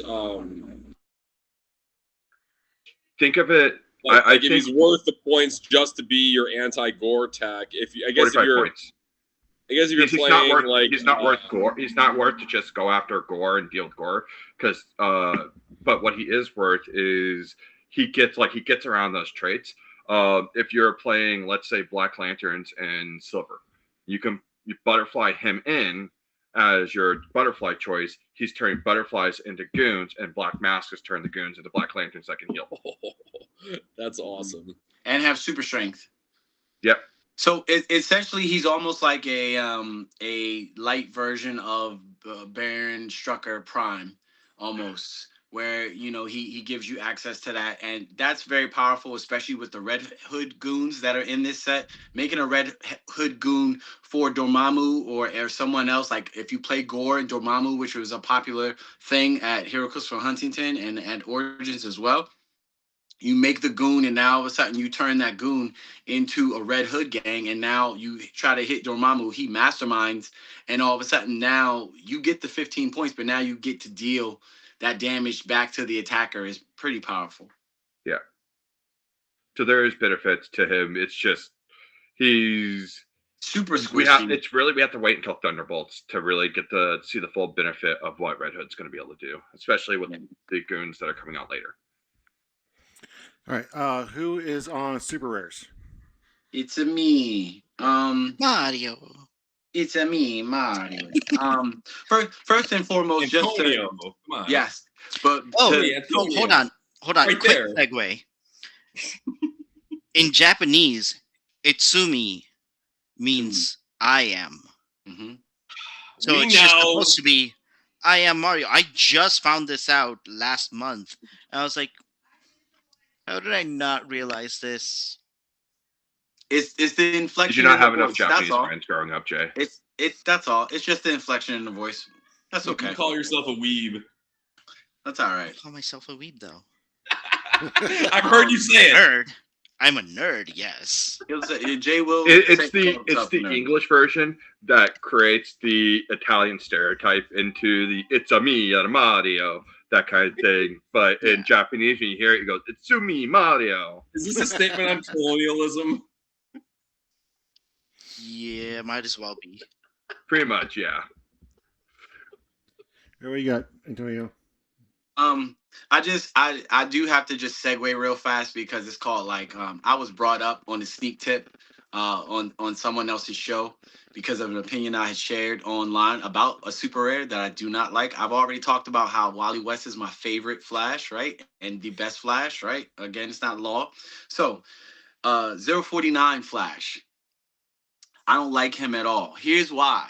Not because, oh my gosh, he's the worst figure in the world. It's because of who he represents. I play this game because I love, if you can't tell, I love the stuff. I love it, if you can't tell, right? So I actually read Flash comics. So when I see Flash in this costume, he's almost at one of his strongest iterations when he's in this iteration. So when he starts with a 11 attack only, and a 17 defense. Hold on. When you're fast, that should mean you're what? Hard to hit, right? So we've seen super rares with higher defenses. They're super Clayface, who's slower than Flash, has an 18 defense. But Flash, the fastest man on the planet, has a 17. Why is that? And once he takes one good hit, pretty much he's off of his special power that makes him so special. And regardless of what anyone says, no one is using him at 30 points in meta, especially right now. So when people fix their lips to be like, oh, I mean, I guess he's good, or you don't know what you're talking about, listen to the context. If I'm complaining about something, listen to the actual and read the actual context of why I say it's not good. It's not just good because he doesn't do necessarily what I want, but based on where the game is right now and other pieces that are in the game, he's bad. With that being the case, let's talk about what I actually like. Pied Piper is my favorite SR in this set. Simply because Pied Piper, we've been talking about rats. Jay was just talking about Ratcatcher being, one of the best rares or underrated and stuff like that. We've just talking about how the rats are in high demand. Unfortunately, because Wizkids continues to make pieces like that, you need multiples of these pieces, but you're going to pull one of them in your brick. Piper starts the game and makes 2 rats, which is amazing considering that each rat can then duplicate itself.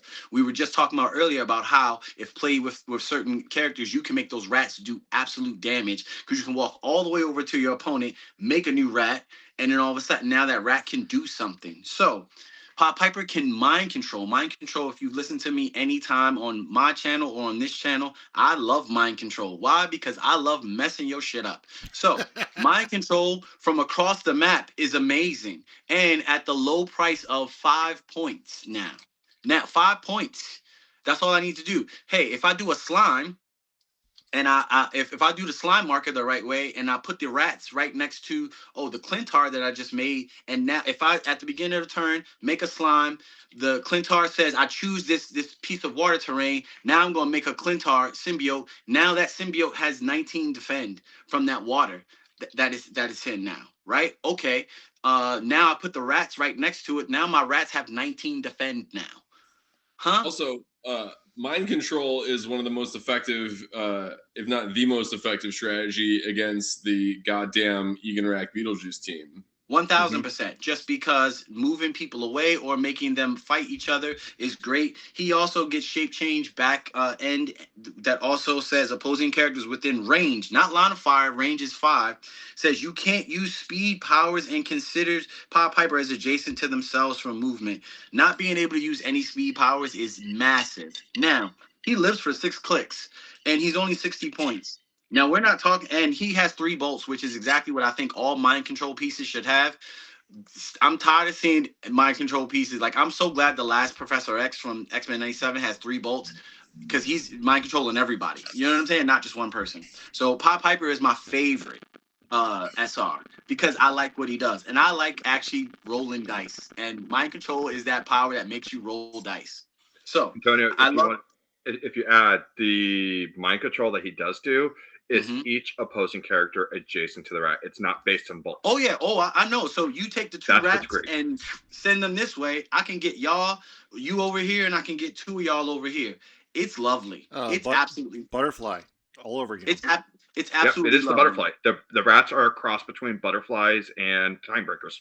So my second favorite character is Cyborg. So Cyborg, why? What does Cyborg do? I don't know, Antonio. Cyborg just says once per game. Cyborg may use mind control, as power, but instead targets any number of opposing characters that are equipped. Now, this a big portion of this call we've been talking about equipped, and this person is equipped. We just mentioned Eganrak. All the Eganrak juice teams are, guess what? Usually equipped. So Eganrak can then just get mind control from across the map on turn 2 or wherever you are. And then guess what? Eganrak punch Juice in the face. Thank you, buddy. Thank you. Oh, you get +1 damage on him. 13-5. Go ahead. Collector. Go anything. Oh, hey, Collector, squish this Black Panther over here. Squish him real fast. Go ahead and get him off the map. You know what I'm saying? Are all the Power Rangers armored that are coming out? You know what? If they didn't have it, I would understand, right? I would completely understand if they didn't have it. But guess what? Equipment is so prevalent in this game. Knowing that you can mind control a whole team. He takes it one step further than someone that has 3 bolts, like Professor X or Piper. He can mind control a myriad of different people. I just made an Amazon team that's got 6 people on it, and all 6 of them got equipment.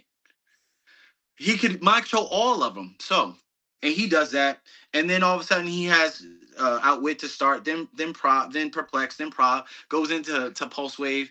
Phenomenal piece, can be played at 50 points if you so want to. 100 points is very steep in most people's eyes, so I understand why most people wouldn't do it, but he still gets that trait at 50 points. I love this Cyborg. The sculpt is also amazing as well. So is the sculpt for Piper. As most of y'all know, I'm an artist, so I appreciate this game not only for what the actually is on the dial, but what the actual sculpts look like. Another piece that I really appreciate that I know most people are gonna like is Slade Wilson. Slade Wilson is, again, another one of those pieces that almost does a mind control. Slade Wilson, hey, you wanna make a Slade Wilson just go, right? You go second. You play Slade Wilson, you play him with with common Rogue from X-Men 97. Rogue chooses 2 powers from him. It gives him 2 action tokens. So when it's your turn, guess what? Oh, well, I mean, or if you, I'm sorry, you go first. You go first. You choose with Rogue 2 action tokens. First turn. Second turn. Now you can go do something. Wherever your opponent is, whoever is the best vantage point, I got you.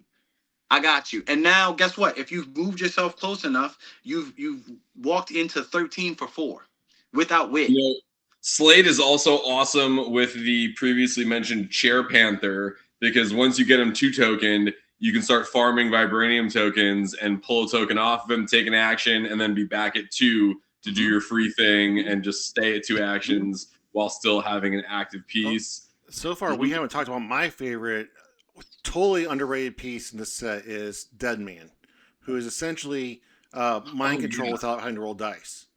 And he came in. I looked at him as a rare. That's why I didn't. Yeah. That's why I didn't mention him. And I'm not a fan. I didn't talk about him because I'm not a fan of how that was implemented. Realistically, I like figures, and I understand what he did. Dead Man should have gotten a new figure that came with that possession thing that you can kind of put on someone to show kind of almost like an effects base to show that you're possessed by. We haven't, the first Dead Man that we ever got in the game came out in Crisis, and he did exactly that, where he controlled you and you could fight for control with your opponent, right? So you could control him even after your turn was over.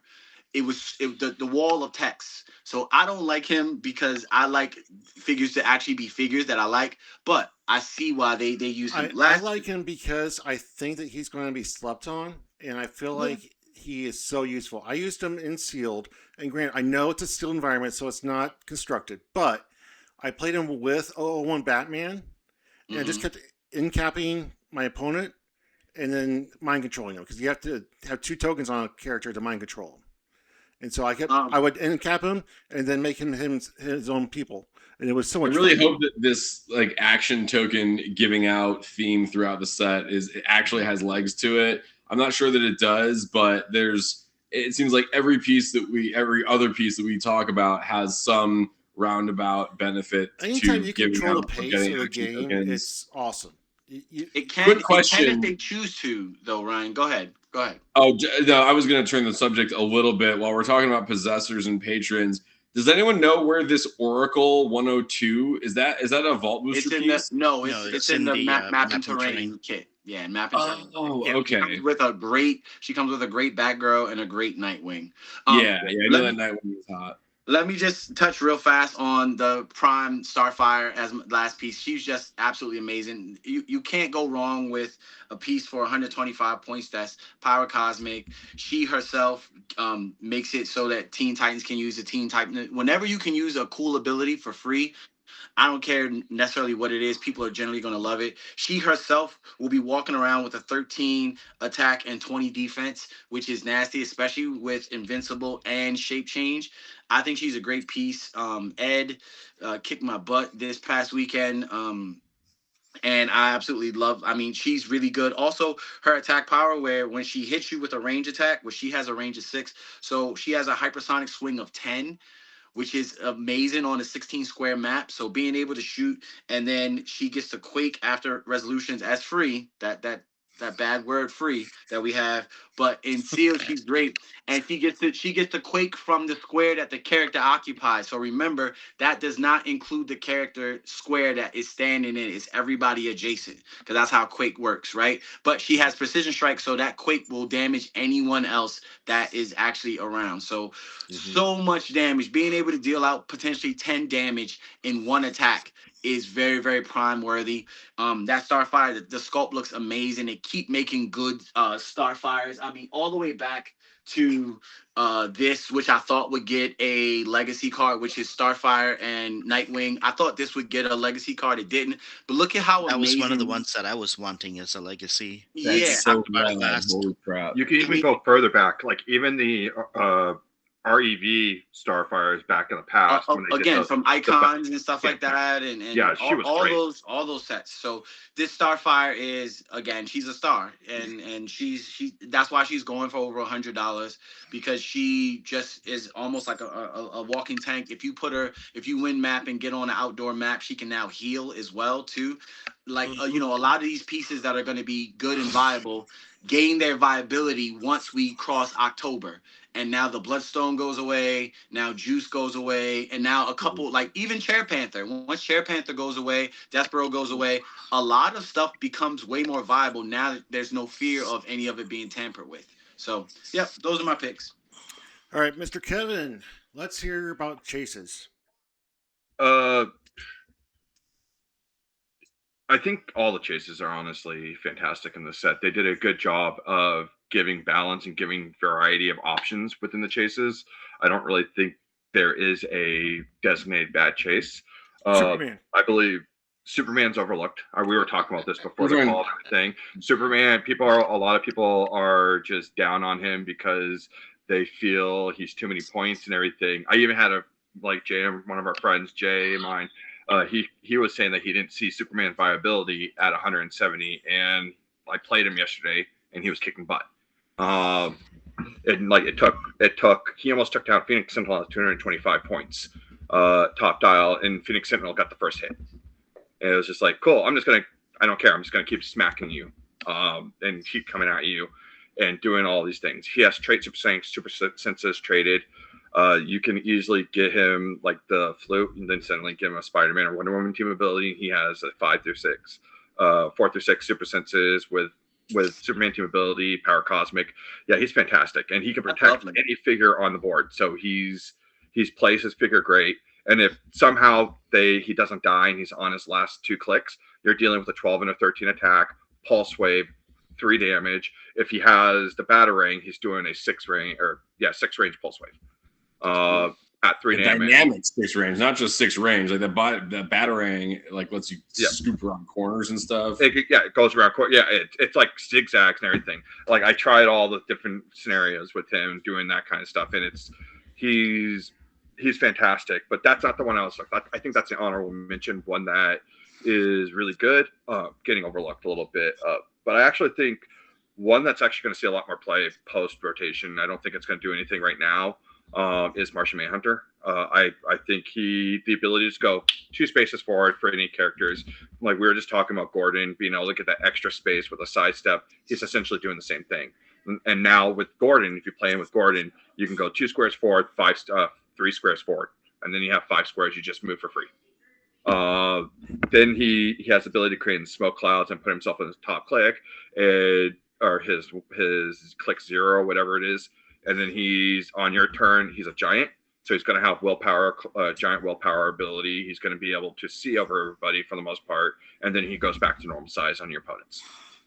It's going to be very hard to take him down. He's going to be able to move around the board a little bit outwit, some creativity you can do there. Don't sleep on detective. Or police. I think, like especially with Thunderbolt coming out, there's going to be some there's just thematic things. Where there's and he pairs well with Commissioner Gordon. That's what I just said. They share 2 keywords, the detective and police. What he said. 5 squares. That's what he was saying. 5 squares for free. Yeah, he's 5 squares before TK.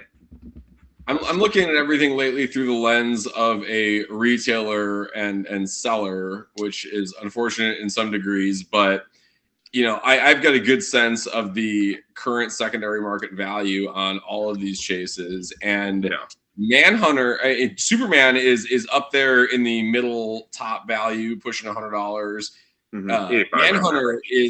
Manhunter and like Joker and Talia are like firmly in the bottom tier. Like Manhunter might be the actual cheapest chase from the set right now, and reading the card, and again, going back to me saying that I'm terrible at evaluating these things just by reading them, Manhunter to me seemed awesome, and I'm really surprised by the incongruity between my impression versus the value. And because he's not also broken, Ryan. Shout out the He's skull. not broken. That's exactly what I'm saying. You can only play one of him. You can only the play Martian one Manhunter. The Absolute Martian Manhunter is unreadable as a comic. It looks really cool. I'm someone who likes postmodern, interpretive, experimental stuff. It looks cool, but it is so fucking boring. But that said, the sculpt does a fantastic job of emulating what Martian Manhunter is like. It's in the going absolute through, What were you saying, Kevin? I mean, honestly, it tells a good story. Yeah, and It's I wouldn't really look at the value on secondary market as much because we've had figures that were just completely bottomed out up to $25, $30, and then one set comes out and the figure goes up to 120, 150. Like we just saw Ergenrack, when he first came out, he was a $60 to $70 figure. I think 85 was like his range. Now he's 150, 180 just because of nationals. Yeah, all it So takes is there's- one person to go win a game with it or a major tournament. All of a sudden, it shoots to the roof. I don't know. Like Nationals weekend, a couple of Egan racks I think sold for 200 plus on eBay. I've had an Egan rack for sale for $125. Shout out Alchemy Comics and Games for like weeks, and no one's buying it. So I think the actual value on Egan rack is closer to like 100, 120 right now. But it's also reassuring that the market is settling back down after the Nationals hype, and everyone needs two. Like he's. I don't think he's the next Carnage Surfer. No, like Wonder Woman's the next Carnage Surfer if you really want to deal with that, because you're basically getting 14 to 15 attack with her with flurry potential, or a shield and a sword, or we're not putting Pegasus on Wonder Woman because Beetlejuice exists, because this is the bullshit hell that we have to live through, just like Wonder Woman did in the Absolute Universe. Well, I mean, the way to get around that, Ryan, is you have Zala go out as it stands right now. You have Zala go out. Zala shoots. Now she hits. Next thing you know, here comes Wonder Woman. Now she's just there, and she's just swinging. 10, and now she's 10 damage, 6, 12 now damage, she's dealing whatever. 6 damage, 13-6. So she's one attack down from null now, and that combo is still 100 points less than null. So.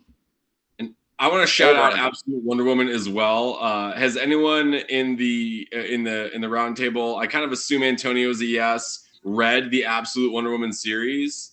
I own it. Yes. I own almost all of them. I am intensely bored by most of the Justice League and all of DC, but the Absolute Universe has made me a believer. I am obsessed with Absolute Batman. I've spoken my feelings on Absolute Manhunter, but Absolute Wonder Woman is another character. Like Wonder Woman, I think is just an intensely boring, lame character. But Absolute Wonder Woman is amazing, and I just wanted to draw attention to. This is the wrong Wonder Woman.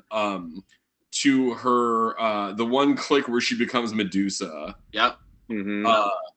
Yeah, click 6. Is that a stop? Yeah, it is. So cool that they not only did they incorporate that plot point into the ability, but I think it's really well executed. I think even it being just a single click that happens one time for 1 damage, so rad. In the series, at one point she's up against some giant cosmic horror monster, and she uses one of her weapons from Hela from Clea from Hell. Cersei, thank you, Antonio.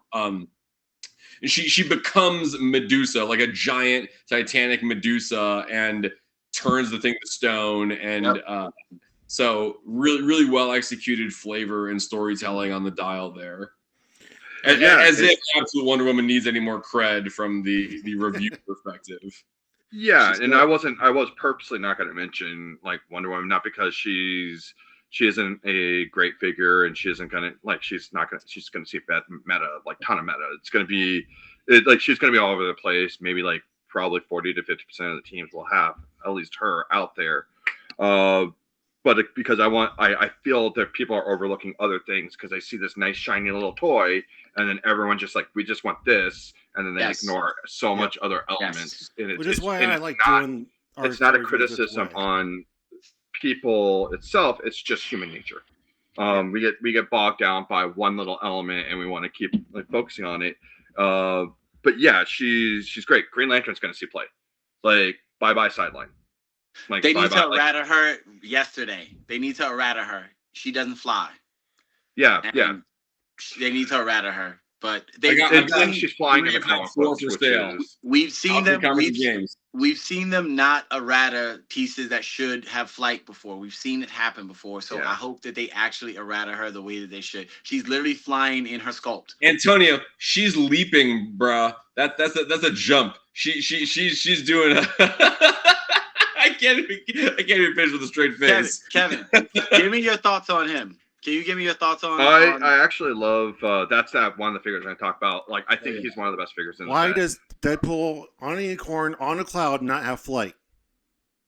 I mean, Why is this that's piece of a- Walker? It's on a unicorn, not on a Pegasus. I'm about to say it's a unicorn. I was gonna say. Also, like Wes, you're just like low-key trying to flex on your collection. Like, yeah, we get it. You own $1 million. No, that's Good the job. biggest gripe about that piece since I got it is why does this sculpt not have flight? Did you try applying the cake token? I don't know if that has anything to do with it, but it's more UC. You know, you can always get Pegasus, Deadpool, the glider. Or give him Pegasus.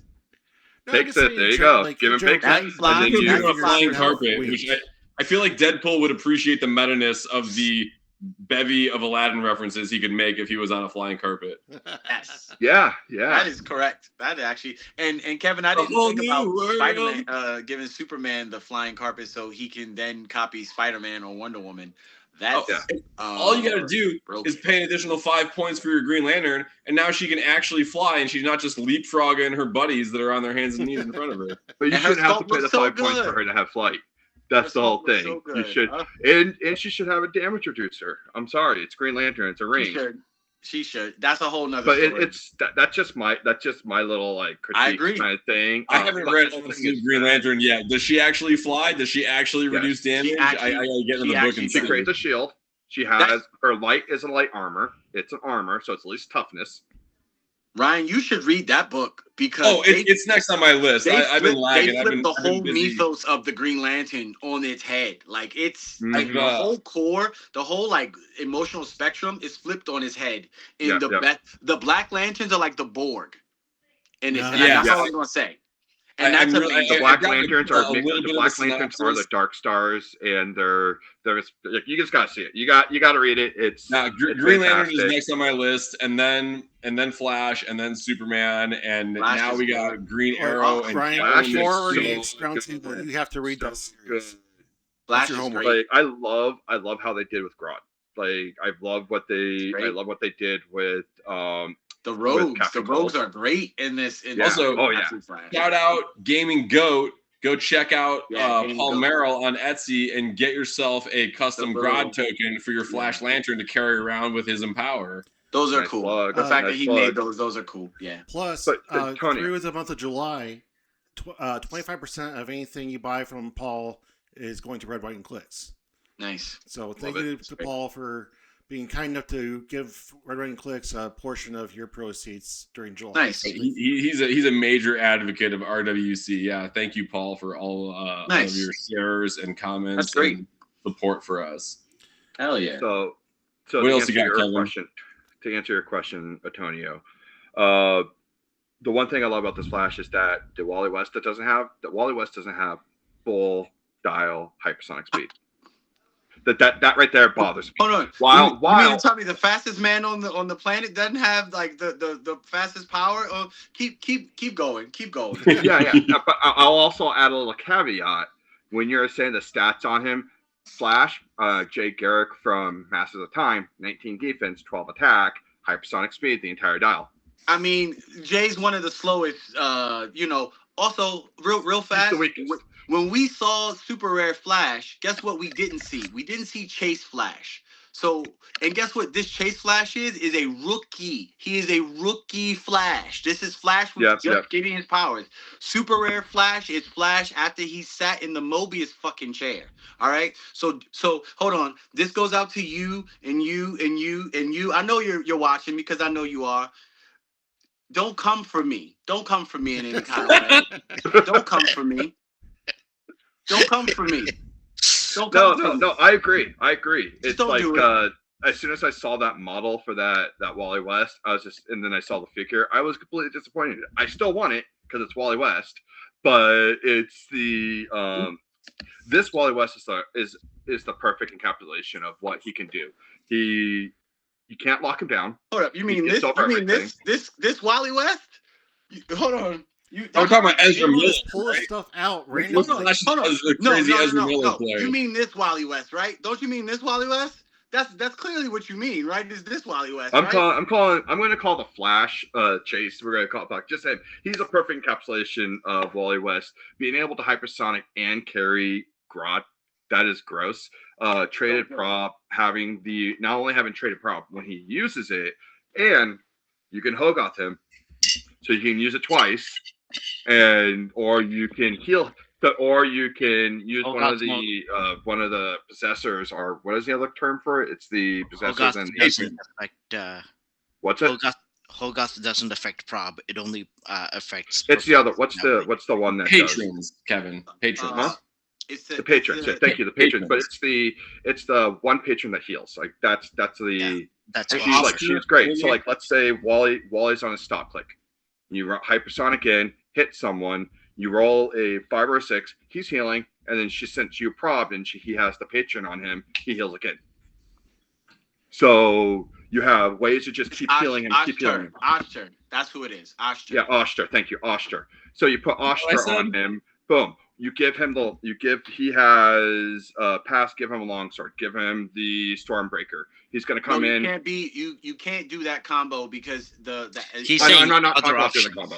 Oh, but yes. These are other options. These are other options. Like if you want to take advantage of the prob, Oster is a great great option for him because he can heal his friends. He can heal himself twice. He can remove a token, heal himself. He can remove a token or heal himself, move 3 squares away before he even starts his hypersonic speed again. Oh, so he goes all that kind of stuff. Doesn't need to break away. He gets the empower from. Gets the empower from what's his name, Grodd. And one thing I love, Antonio brought up the other day, is you play with Black Panther, and when Black Panther rolls leadership or willpower, Wall is hitting for 12, and he's gonna come up hit. Like when he loses he goes down to 7. His last click, he gets 8 back. He can go hit. Grodd can carry him. He's hitting 4-12. If he has a broadsword or he has the long sword or he has Stormbreaker, he's hitting 13-5. Yeah. Let me ask you this, Kevin. Do you think that 70 points is a little high, especially when putting this Flash on your team? You have to think about, is this really going to be better than Caveman Wally or Reverse Flash or some of the cheaper, more efficient speedsters that we currently have available? Yeah. Not right now. Not now. But October we lose so many. We lose a lot. You know, there's actually a viable speedster team with him right now. Right now, right now you just play all speedsters and Iconics Wally, which everyone gives you like the built-in fortify from the team up. Yeah, like you could play Barry at top dial with Destroyer, something like that. Barry's getting 20 defense, getting everyone 20 defense. Wally, you play the gingerbread men. Yeah, Antonio, do you prepare your shelf ahead of time for these episodes? It seems like you've had a vision for every single talking point we've had. I love here we go. Let me look back in the camera. I love the game because I love the game. I actually love the game, not just playing at the meta level, but I actually love the game because I love playing at the kitchen table and the plaque on the wall says I can play at the highest level and win. So I just love the game. So I just got a whole bunch of stuff ready. Because it's the fact that you can just reach behind you and grab it so quick. Sorry, Kevin, I'm derailing you once again. No, you're good. You're good. I just that's just this prob thing is just fantastic. He has the hypersonic speed where he can carry Grodd. Grodd has 5 range, double bolts, mind control, in cap, and power. So he actually is not just a bystander to carry around. He's a bystander. He can give out some action tokens. He can give out action tokens and mind control. So he could do whatever you need at the moment. And he's not going to be easy to hit. 18 tiny. So it's going to be 19 at range. Usually it's going to be 20 if you put Barry Allen on the team. He's 20. If he hits for his 2 damage, he activates Black Flash because of the sharing the keyword, all that kind of stuff. The only thing I do not like about Flash is that his stop click is charge, which you can mitigate that. You can figure things around, but he doesn't really. That's his best click. He's charged, 12 attack, 19 defense. He can heal off it. He can heal off of it. I'm kind of obsessed with the idea of putting Oster on this guy in the same way that I'm obsessed with putting Hogoth on Prime Doc Sasquatch. Yeah. That Yeah, is so spicy. You like it is going to be real tough to take him off of that stop click if he is. And it's not like you got it like the condition of activating prop control is at all circumstantial or difficult. Like if he's on that stop click, you're going to prop him right back up effortlessly. Like, oh man, I'm in love. This is the next. The one thing I love, like with like I was like when you were talking about Jay was talking about the rares, big badge. Putting Hogoth on badge, perplex twice, double perplex twice. So you can go 2 defense, 2 attack, 2 defense, 2 speed, 2 attack, 2 speed, whatever you need, 2 range, whatever, and then you just double up twice. If only Wizkids it was putting out more of the official printed cards from those Strange Tales possessors and patrons. Jay was giving those out as a roll-off prize. You had to keep winning a roll-off over and over and over and over again, but you couldn't. The roll-off was you couldn't have certain numbers, and you had to heal off the probs though. Well, we're giving out those cards. They're giving out those cards. Yeah. Yeah. Go ahead, Jay. Wizkids, if you're listening, make more of those cards. You're supposed to print more. Yeah. Or allow us to print on demand. That's print on demand. Print on demand. There you go. I thought they allowed that with that. I thought they allowed it with that. They did. Yeah, they did, but now they allowed it because that's what I have. I just printed it out and I was like, okay. I actually have the cards because we had one set of possessors and one set of patrons. And Jay was giving out possessors first, and we had to do the roll off.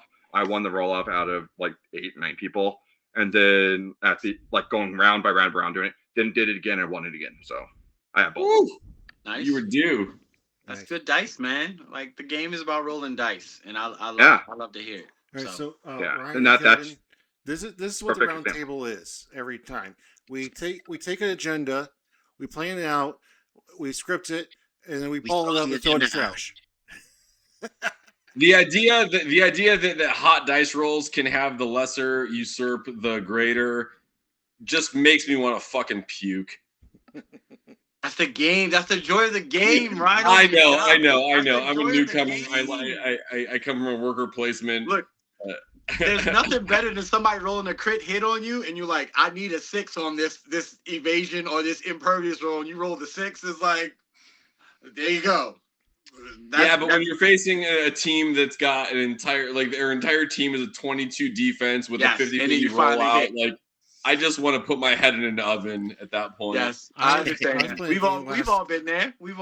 Last Sunday, hey, that's the reason why I love all the anti-super senses that we built. And this is why I love strength of schedule too, because I can concede that game right away.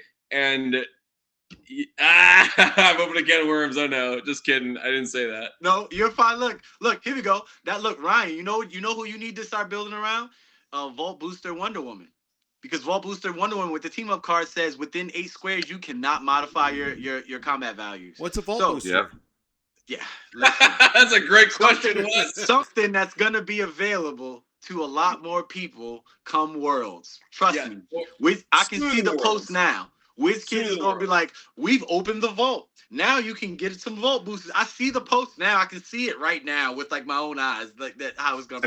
I feel like it's being held back for Worlds for a large chunk of it because there's like probably going to be some major event that's going to happen that Wizkids always does, where we have something like the Jurassic Seal, like where we had where you get a Jurassic booster, like also that kind of thing. The other BRs, the upgraded BRs, I forgot what they're called. The premium battle royales. Premium BR. Who wouldn't play a premium BR for the chance to win a vault booster? What are you talking about? Or that sells itself. This is what I'm thinking. You end up not only just that, you can get like maybe 2 or 3, that kind of thing. Like you win, you get 2 or 3 vault boosters. Right there, that gives you a good start. You don't just have that option of like I'm winning 1.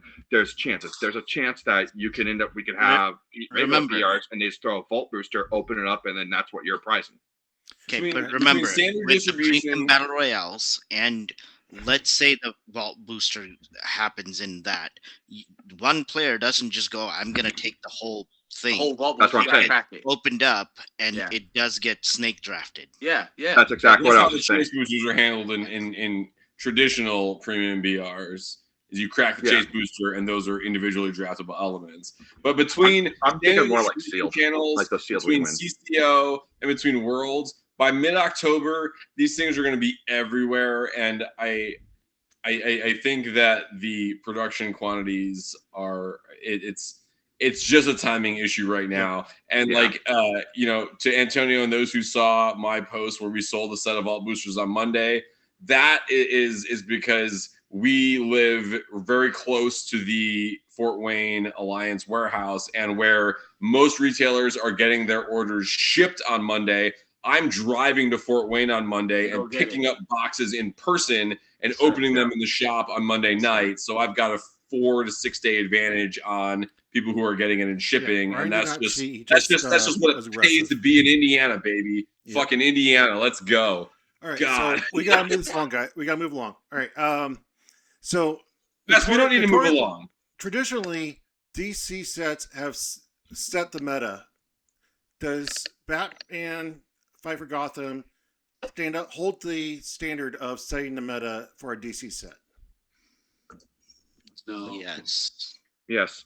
I don't think it's gonna set the meta. It's definitely gonna affect the meta. I don't think it sets the meta. Because what I think is that it's, and this is again speaking as someone who is notoriously terrible at evaluating things ahead of time. I think that it's going to define the meta in a less overt way, where it's not a bunch of chase pieces that are defining the majority of your point build.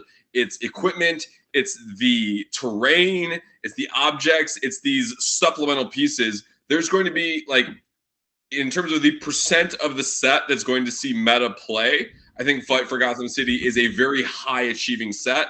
But in terms of like individually impactful prime rogue type stuff, maybe a little bit less of that. But I also think that the equipment and the terrain and the support stuff is, a better indication of the set being good. So I think it's going to have a strong effect, but more in a supportive lens, I guess. Yeah, I like this set a lot. I don't usually really enjoy DC sets because I'm more of a Marvel fan. No, DC's fucking stupid. But I do enjoy this set. It's really interesting and sealed because so much. That look was for you, Ryan. What's that? What was? That look was for you. Like that confusion, like saying DC is stupid. Like DC's awesome. Like Marvel's awesome. I'm a believer. I'm an absolute believer. This is my this is a great set. No, DC's fine. It's interesting though in sealed because so much of the synchrony of the pieces with each other don't come in the same boosters. So when you get Ratcatcher, you're not getting any rats with it. When you get something that makes projections, you're not getting the astrals with it. So you're really not getting to use the figures at their full potential because they're not coming in the same boosters with each other. So it makes for a really interesting BR sealed kind of thing.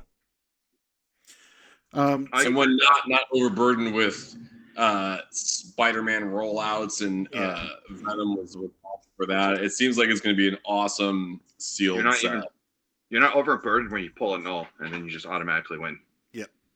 Yeah, you're not getting Not that. everybody who pulls Forced the to null take a wins, I'm gonna backup tell you that. chase. Fair. It all is the player and whether or not they're activating all the triggers. But if you have any inkling of knowing how to play to some degree, like null is a cheat code. I'm messing, Kevin. I was just messing. That was a wink and a nod comment right there. All right, Jay, Okay. you've been. I got it. I'm going to like. I know there's like another comment in that kind of thing with null. Null's like kind of like a hot button issue or hot button figure or whatever you want to say. I love him. I love him. By the way, I love Null. Oh yeah, he's great. It's just the in this set by itself. I actually think this is going to set a meta. We have a very clear equipment. Who's going to have equipment-based teams and anti-equipment teams. And this set has the tools for equipment and anti-equipment. That Catwoman vault booster is going to be Oh, hey, Fantastic. that was real nice. You got that's a nice Pegasus you brought me. Give me that. So Or you have lockpick. You have lockpick, and on one shot on the sideline. Lockpick won't matter. We went over this. No, I'm not. That's not what I'm talking about. So you get lockpick.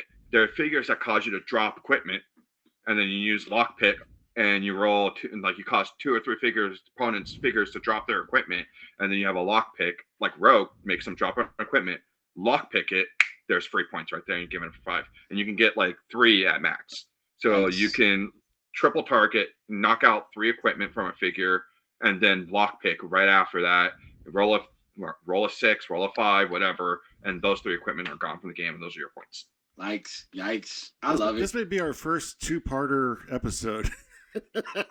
No need. In terms of duration, we're still mega outpacing D-Gen. Just post it as is, bruh.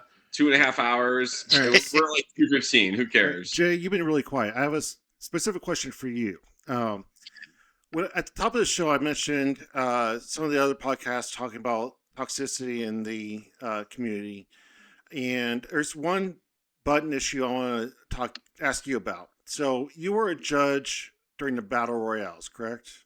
Yes. All right. So there were some grumblings Hold on, about hold on. some issue. Which event? I think it was Origins. Okay. Yes. But there's some grumblings about Kyle Mitten and accusations about the judges not doing anything. Can you tell me a little more about what this is about? There are accusations made about Kyle cheating or trying to get points.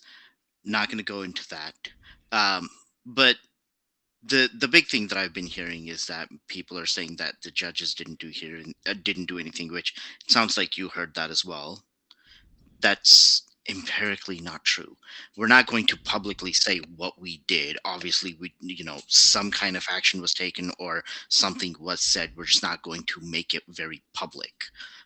We also at no point said to any of the players that, hey, you handle this or you keep an eye on Kyle, whatever.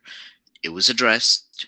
It wasn't made a spectacle of, but it was addressed. Beyond that, I don't really have anything to say.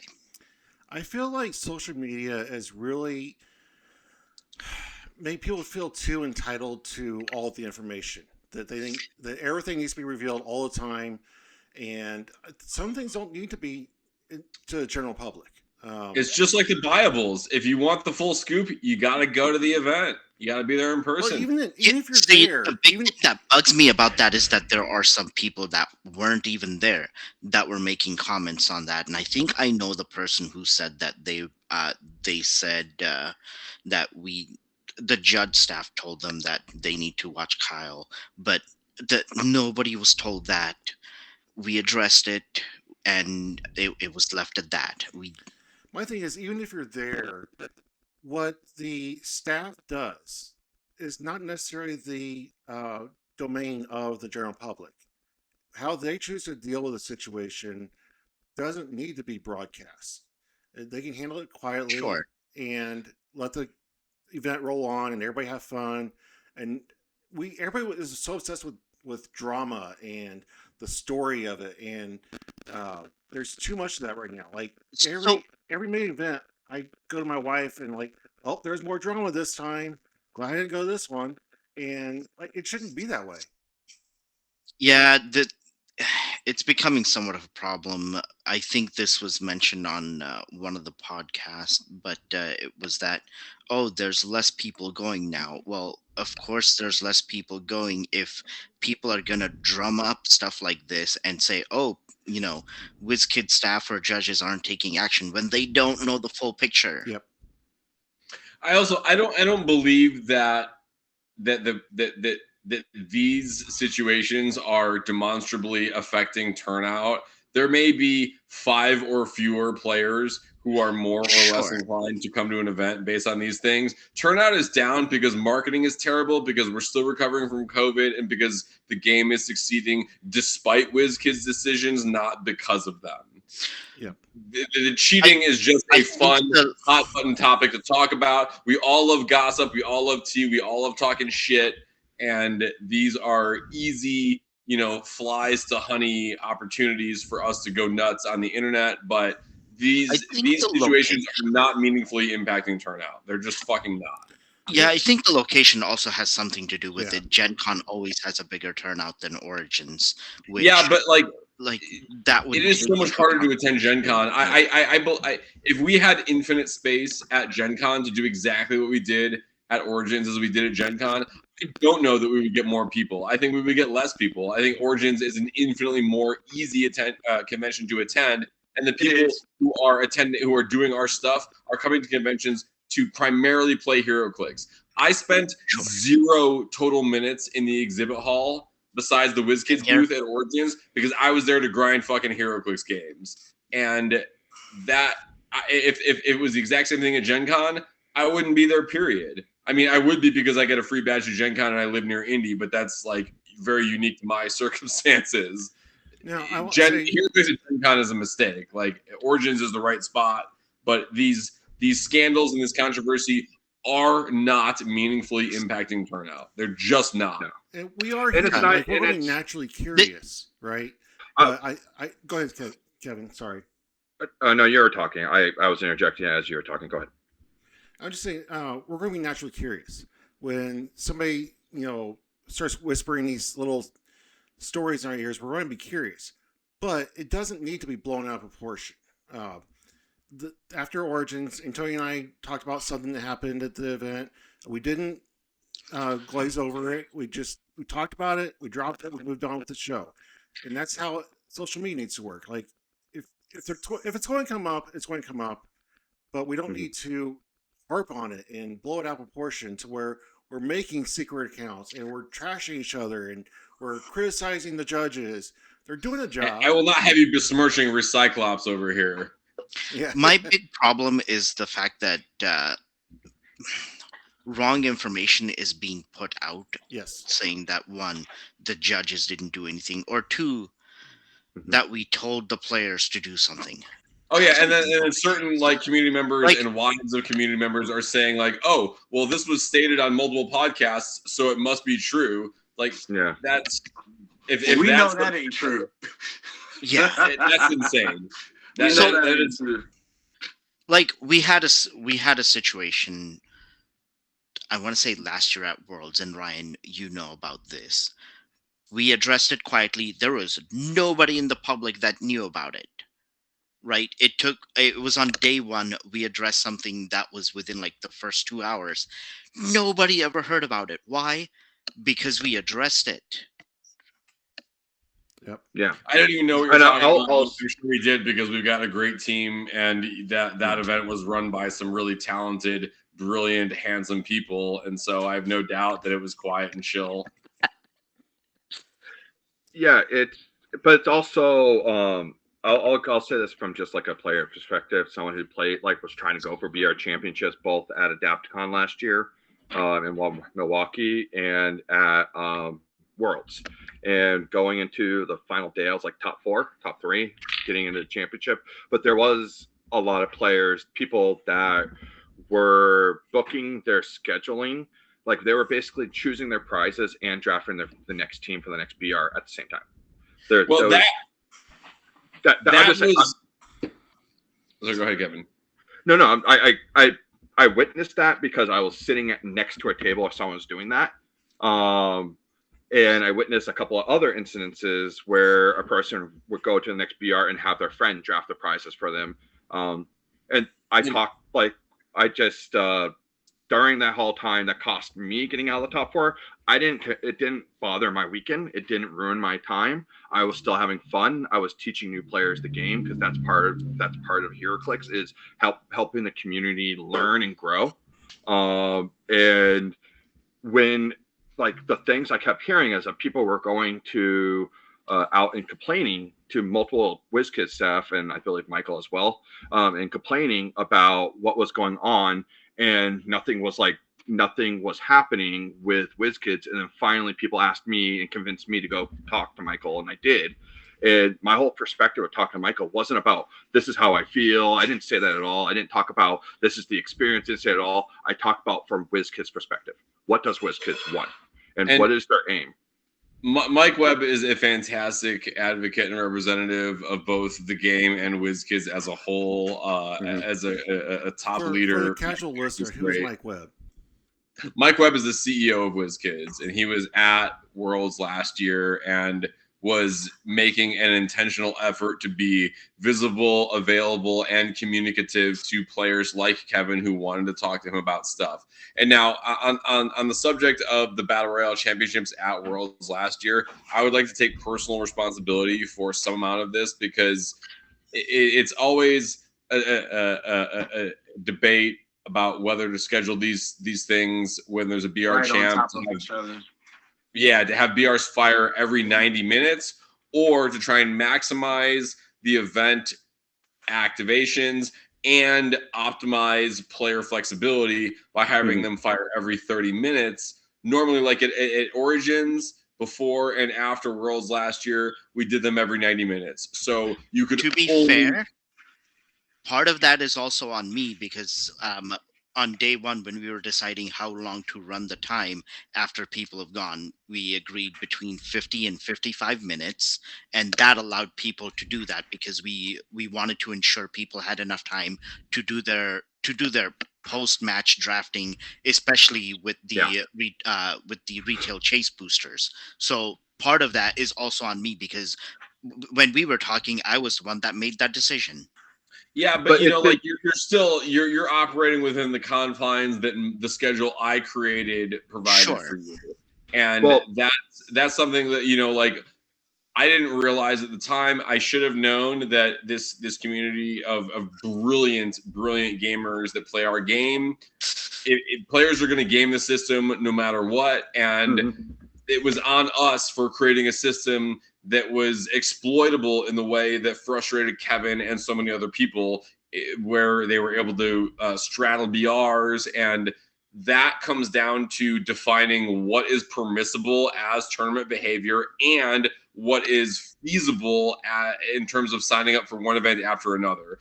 And it should not even come down to Jay's level of decision making. The system should not allow it, and Jay shouldn't have to deal with it either. So, and anyone who's frustrated about the ability to straddle BRs and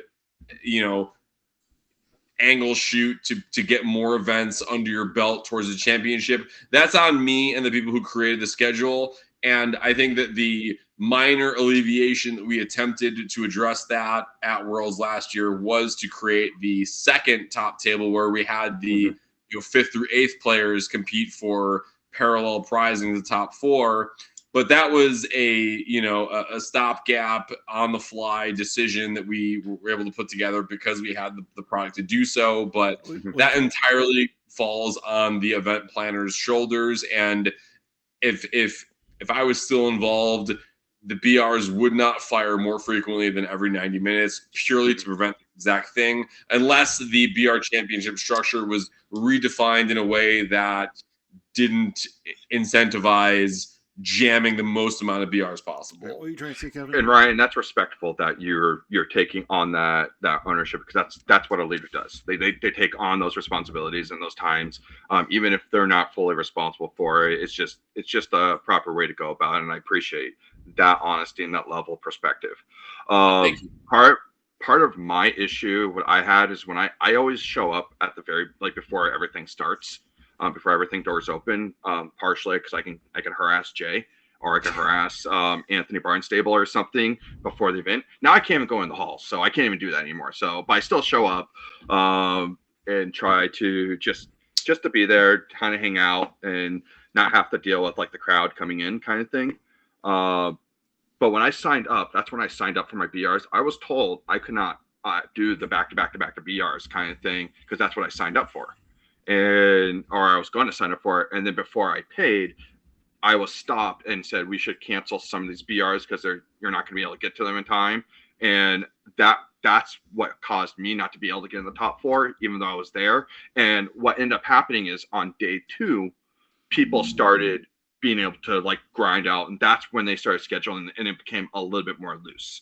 And so Yeah, so the issue then clearly extends to registration as well, and a lack of clarity and cohesion between the scheduled events and the pre-registration versus the on-site registration. And I know that we were troubleshooting on the fly for doing on-site registration versus the pre-reg, and clearly this was a caveat or a circumstance that kind of fell through the cracks there, where we went from a spot where we were taking pre-reg to we just want as many people to play as much Heroclix as possible. So if you want to give us their money to play events, we're going to take it. And I mean, yeah, and like the BR champs in particular is something that is a continually iterative and evolving process. It's actually pretty cool that we have like 2 of the first 3 BR champs ever in this chat.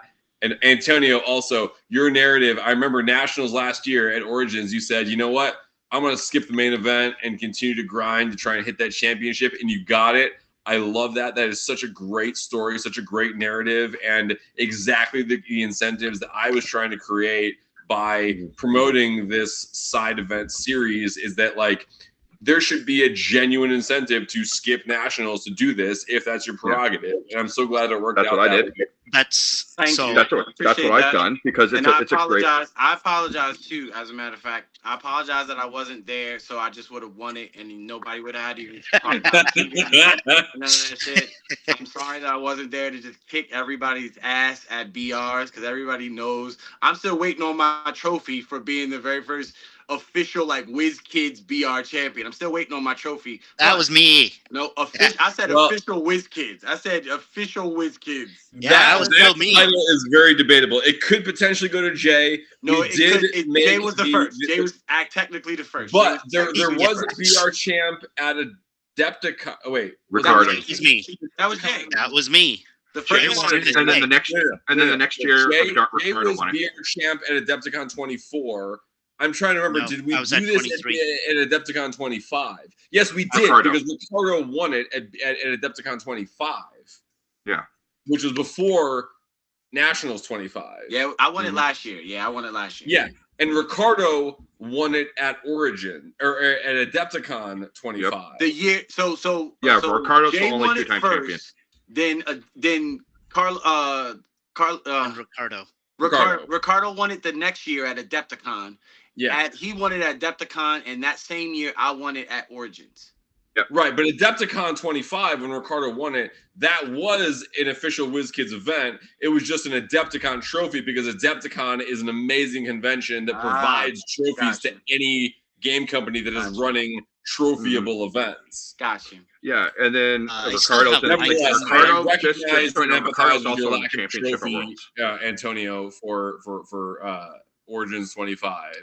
Your story was commendable, and honestly one of the best narratives we could possibly hope for promoting the BR Championship. And so if on that note, the year that I won it, I was registered for the modern event, but when I saw just how far I was in the BRs, I was like, ooh, so I had Mark Proske play for me in modern, and I gave him, I want to say I gave him two of the old King Thors, a King Arthur, and a Superman to take my spot and run that, so I could continue grinding BRs, just so that I could get the Green Lantern construct, and then they got dropped on Sunday. I was like, damn it. the broadsword, I kept yeah, playing, that's a fun man. one. I want to say, go ahead, go, Ryan, go. I want to say one more thing about the Origins 26 BR Championship.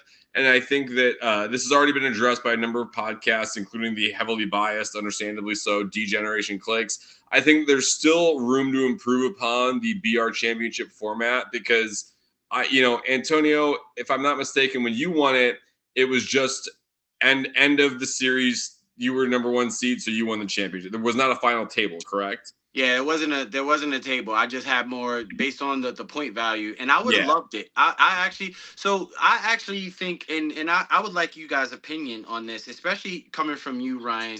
Now, I know that like WizKids wants all the money and stuff like that, right? But BRs traditionally have been, and there's nothing wrong with that. BRs have traditionally been something that people can actually just do and be fun, right? And be like a fun thing to just roll some dice, sit down, no pressure, right? But now adding a championship does the exact opposite of that. Here is my thought of like when you were just mentioning the set or the structure evolving. I think the BR championship should be exactly like any other championship that we have in the game where you break it down, you have it be a day of nothing but be this person you play kind of like how they did with X of Swords, where X of Swords was BR style. And you just played that, but you played all 3 months in one day.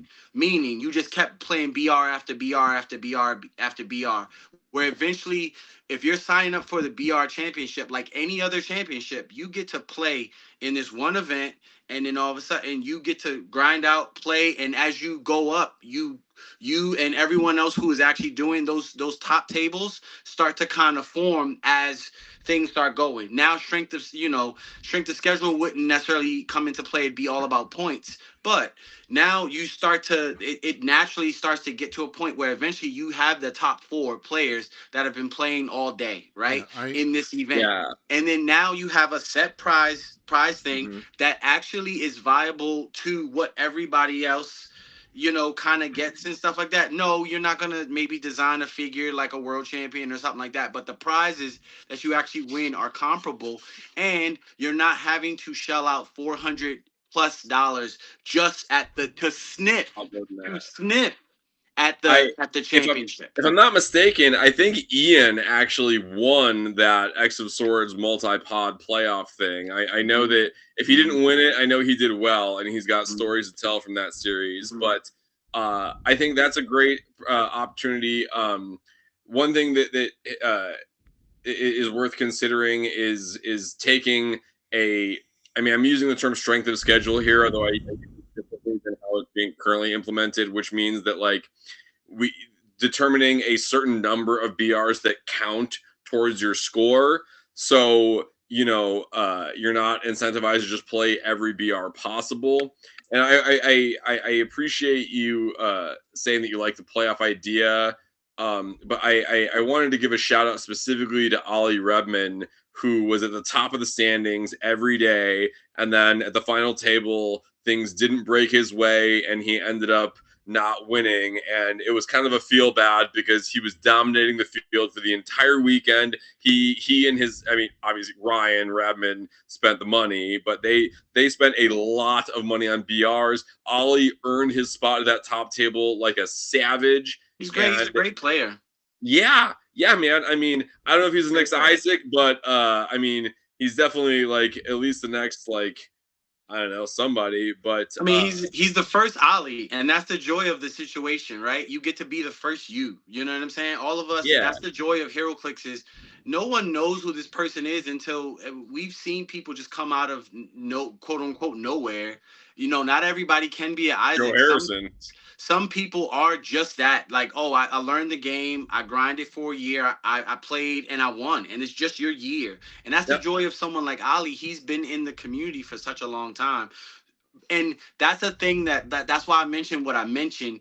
And I do want y'all's feedback on that, is because like his father shouldn't have to spend all of that money just for him to sniff at the top table. You know what I'm saying? Considering when he was playing, he was doing well. You know what I'm saying? So it seems like that's one of those things, like from my the downside of me winning the BR championship, and I don't know if anyone talked to you about it, Jay, but when I won, people kept bringing up, well, how much money did you spend? How much money did you spend? How much money did you spend? Well, how much money did that chase cost you? How much money did that equipment cost you? Right? That's all these things cost, but at the same time, in comparison to that, you win a world championship by playing what, maybe 7-8 rounds of Heroclix, right? A championship is 8 rounds essentially. I think it ends up going much higher. I think it's a total of like 10 or 11 because you've got your Swiss and then following that. So 5 rounds of Swiss. So between five to 7 rounds of Swiss and 3 to 4 rounds of top cuts. So like between 9 and 11 rounds at most. Which is fine, right? When I won the BR championship, I played 17 games of Heroclix. 17. And I won 14 of the 17. with no chases ever. I didn't pull one chase when I won that year. I didn't win. I didn't pull one chase, and I pulled the only super rare I ever pulled was Titania from Smash and Destroy, and we all know that she's great, but she's not the highest of the Smash high. and But Destroy was such a good regardless of movie anything, on that. I had to play 17 games of Heroclix that day or throughout the weekend. So, and that meant I got up and I played once. After that first day, I just played BRs the other 3 days or the other 2 days. I just played BRs the whole time. So I And- would like to see going forward. I hope anyone, Mike. I know Mike. He's a good guy. Him or anyone else that's running Ian now, I hope that they can come to some kind of thing where you can still have BRs be the fun thing that we've loved all of these damn near 20 some years, right? Of playing this game. And you can still have the championship aspect the same way at Worlds. You can play a 300 modern that prizes you out, but it's not the world championship, but you can also play the world championship. Yeah, I would it's love almost to like it just needs to see be two that. separate events because I know like at Red White and Clix, people come just to play BRs because Exactly. they don't want to participate in the stressful, high intensity meta competitive. But if you put pricing in there and tiers, then it becomes competitive. Yeah. And you What do you lose think that about this? casual aspect. This was a solution proposed to me by mad scientist Mike Nelson, who I'd like to give a shout out to, also for knocking me and my team out of top 8 of teams at Origins. And this is probably overtuning and a degree of handling that's impractical, but I in a perfect world, I love this solution especially because it addresses Ollie's situation where he kicked so much ass and was the demonstrable winner up until the final table, where if you're really chasing the title, you are logging your individual teams in HC units. And then when it comes time for the final table, you go back through your weekend and pick whatever team that you played throughout the weekend that was your favorite. And that way, everyone who's at the final table is playing their best team from the weekend. And that to me seems like it would make the type of game, because like when I like suggested and pushed for there being a final table, it was like, oh man, like let's like finish this in a way that feels like a streamable championship style thing where it's a final game to call it all. If everyone at that table is playing their best BR team from the whole weekend, I feel like that game is going to be epic. I don't know. I think that would be great. The only issue to that where there might be some kind of anything would be if I pulled a chase but I didn't draft it because I wanted the LE instead. Now I gotta go track down that chase that I might not have. That's the only hurdle that I could see. Because I would love that. That would be amazing. That would actually be amazing. Oh, yeah, good point. Okay, that's a super valid angle that I had not considered, Antonio. Because the main question was like, oh, so everybody's got to track every team, and it's like, no, like if you want your team to be in consideration, you log it in HC units. If you don't, who cares? Skip it. But if you make the final table, you only have access to the teams that you logged in HC units that weekend. But yeah, I had not even thought about if you drafted a team that a chase that you win with, and you skip the chase to take a $150 kinetic hammer. All right, Actually, no, good point. So the other thing that could be done in that instance is you still log your team, and then you build your team, quote unquote, 5 figures from the stuff that you played over the entirety of the weekend, rather than just go, hey, I'm going to take my best team, even if you didn't draft all of those figures necessarily. This way, you still have a chance to go, okay, throughout the weekend, I'm still thinking, planning about what I'm going to do on Sunday, and you're not stuck on one specific team. You're still able to take the pricing that you want, and at the end you're playing the best of what you had. I feel like people are stepping on Kevin. Kevin, were you trying to say something? You step away? Okay. Yeah, no, sorry, I'm just hearing like a grumbling sound. I don't know if it's my dogs growling at each other or something. My stomach. Yeah. So I'm just like, what the hell's going on over here? That being said, Kevin, before you jump in, I am going to take off. We've been on this call almost 3 hours. Yeah. I try to wrap it up. Okay. Yeah. So You just- handle a long call. What are you trying to say, Kevin? just to go with the whole VR thing. Honestly, like just the conversation I had with Mike at Worlds, it shows that there's actually care going into it and thought going into what's going on. It's I think with a lot of the players that are having issues with VRs, like it's great that there's all these fantastic prizes that are being thrown in. There's fantastic that there's chases being pulled, primes being pulled, things that are people having fun in that sense. But if we focus on the element of the game that is community forward, like we're looking at everything in the lens of what is the ultimate goal for Wizkids? What is the ultimate goal for the game of Heroclix? And that really is just like what Antonio says a lot, Jay says a lot. Wes, you've said a couple times, and Ryan, you're starting to like you understand this being in your positions that you've had. It's the understanding that when you make the game about the people, even if for yourself, you end up having so much more fun. The reason why I was the like sportsmanship for Worlds and got the Infinite, and I was selected for that is because I was actually helping people that were new to the game beat me as I was trying to compete for a BR championship. There was a person, Emily, who she has a few like disabilities that she works through.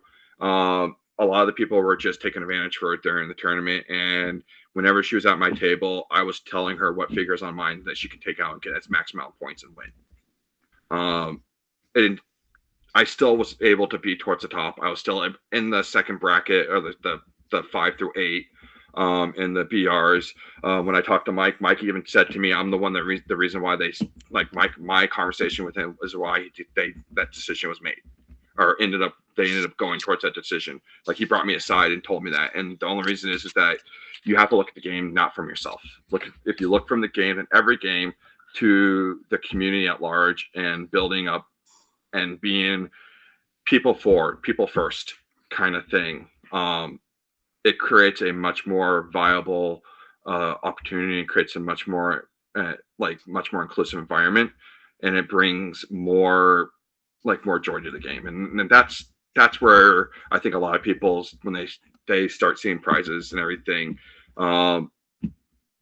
they want to chase it. Like when I talked to Keith at the very beginning, he said he asked me what LEO was going to win, and I said this friend Jay, and I said, Keith, I'm going to win all of them. I won all of them but Katana. Big miss. Yeah. Like that's the one I wanted the most too, and I didn't get it.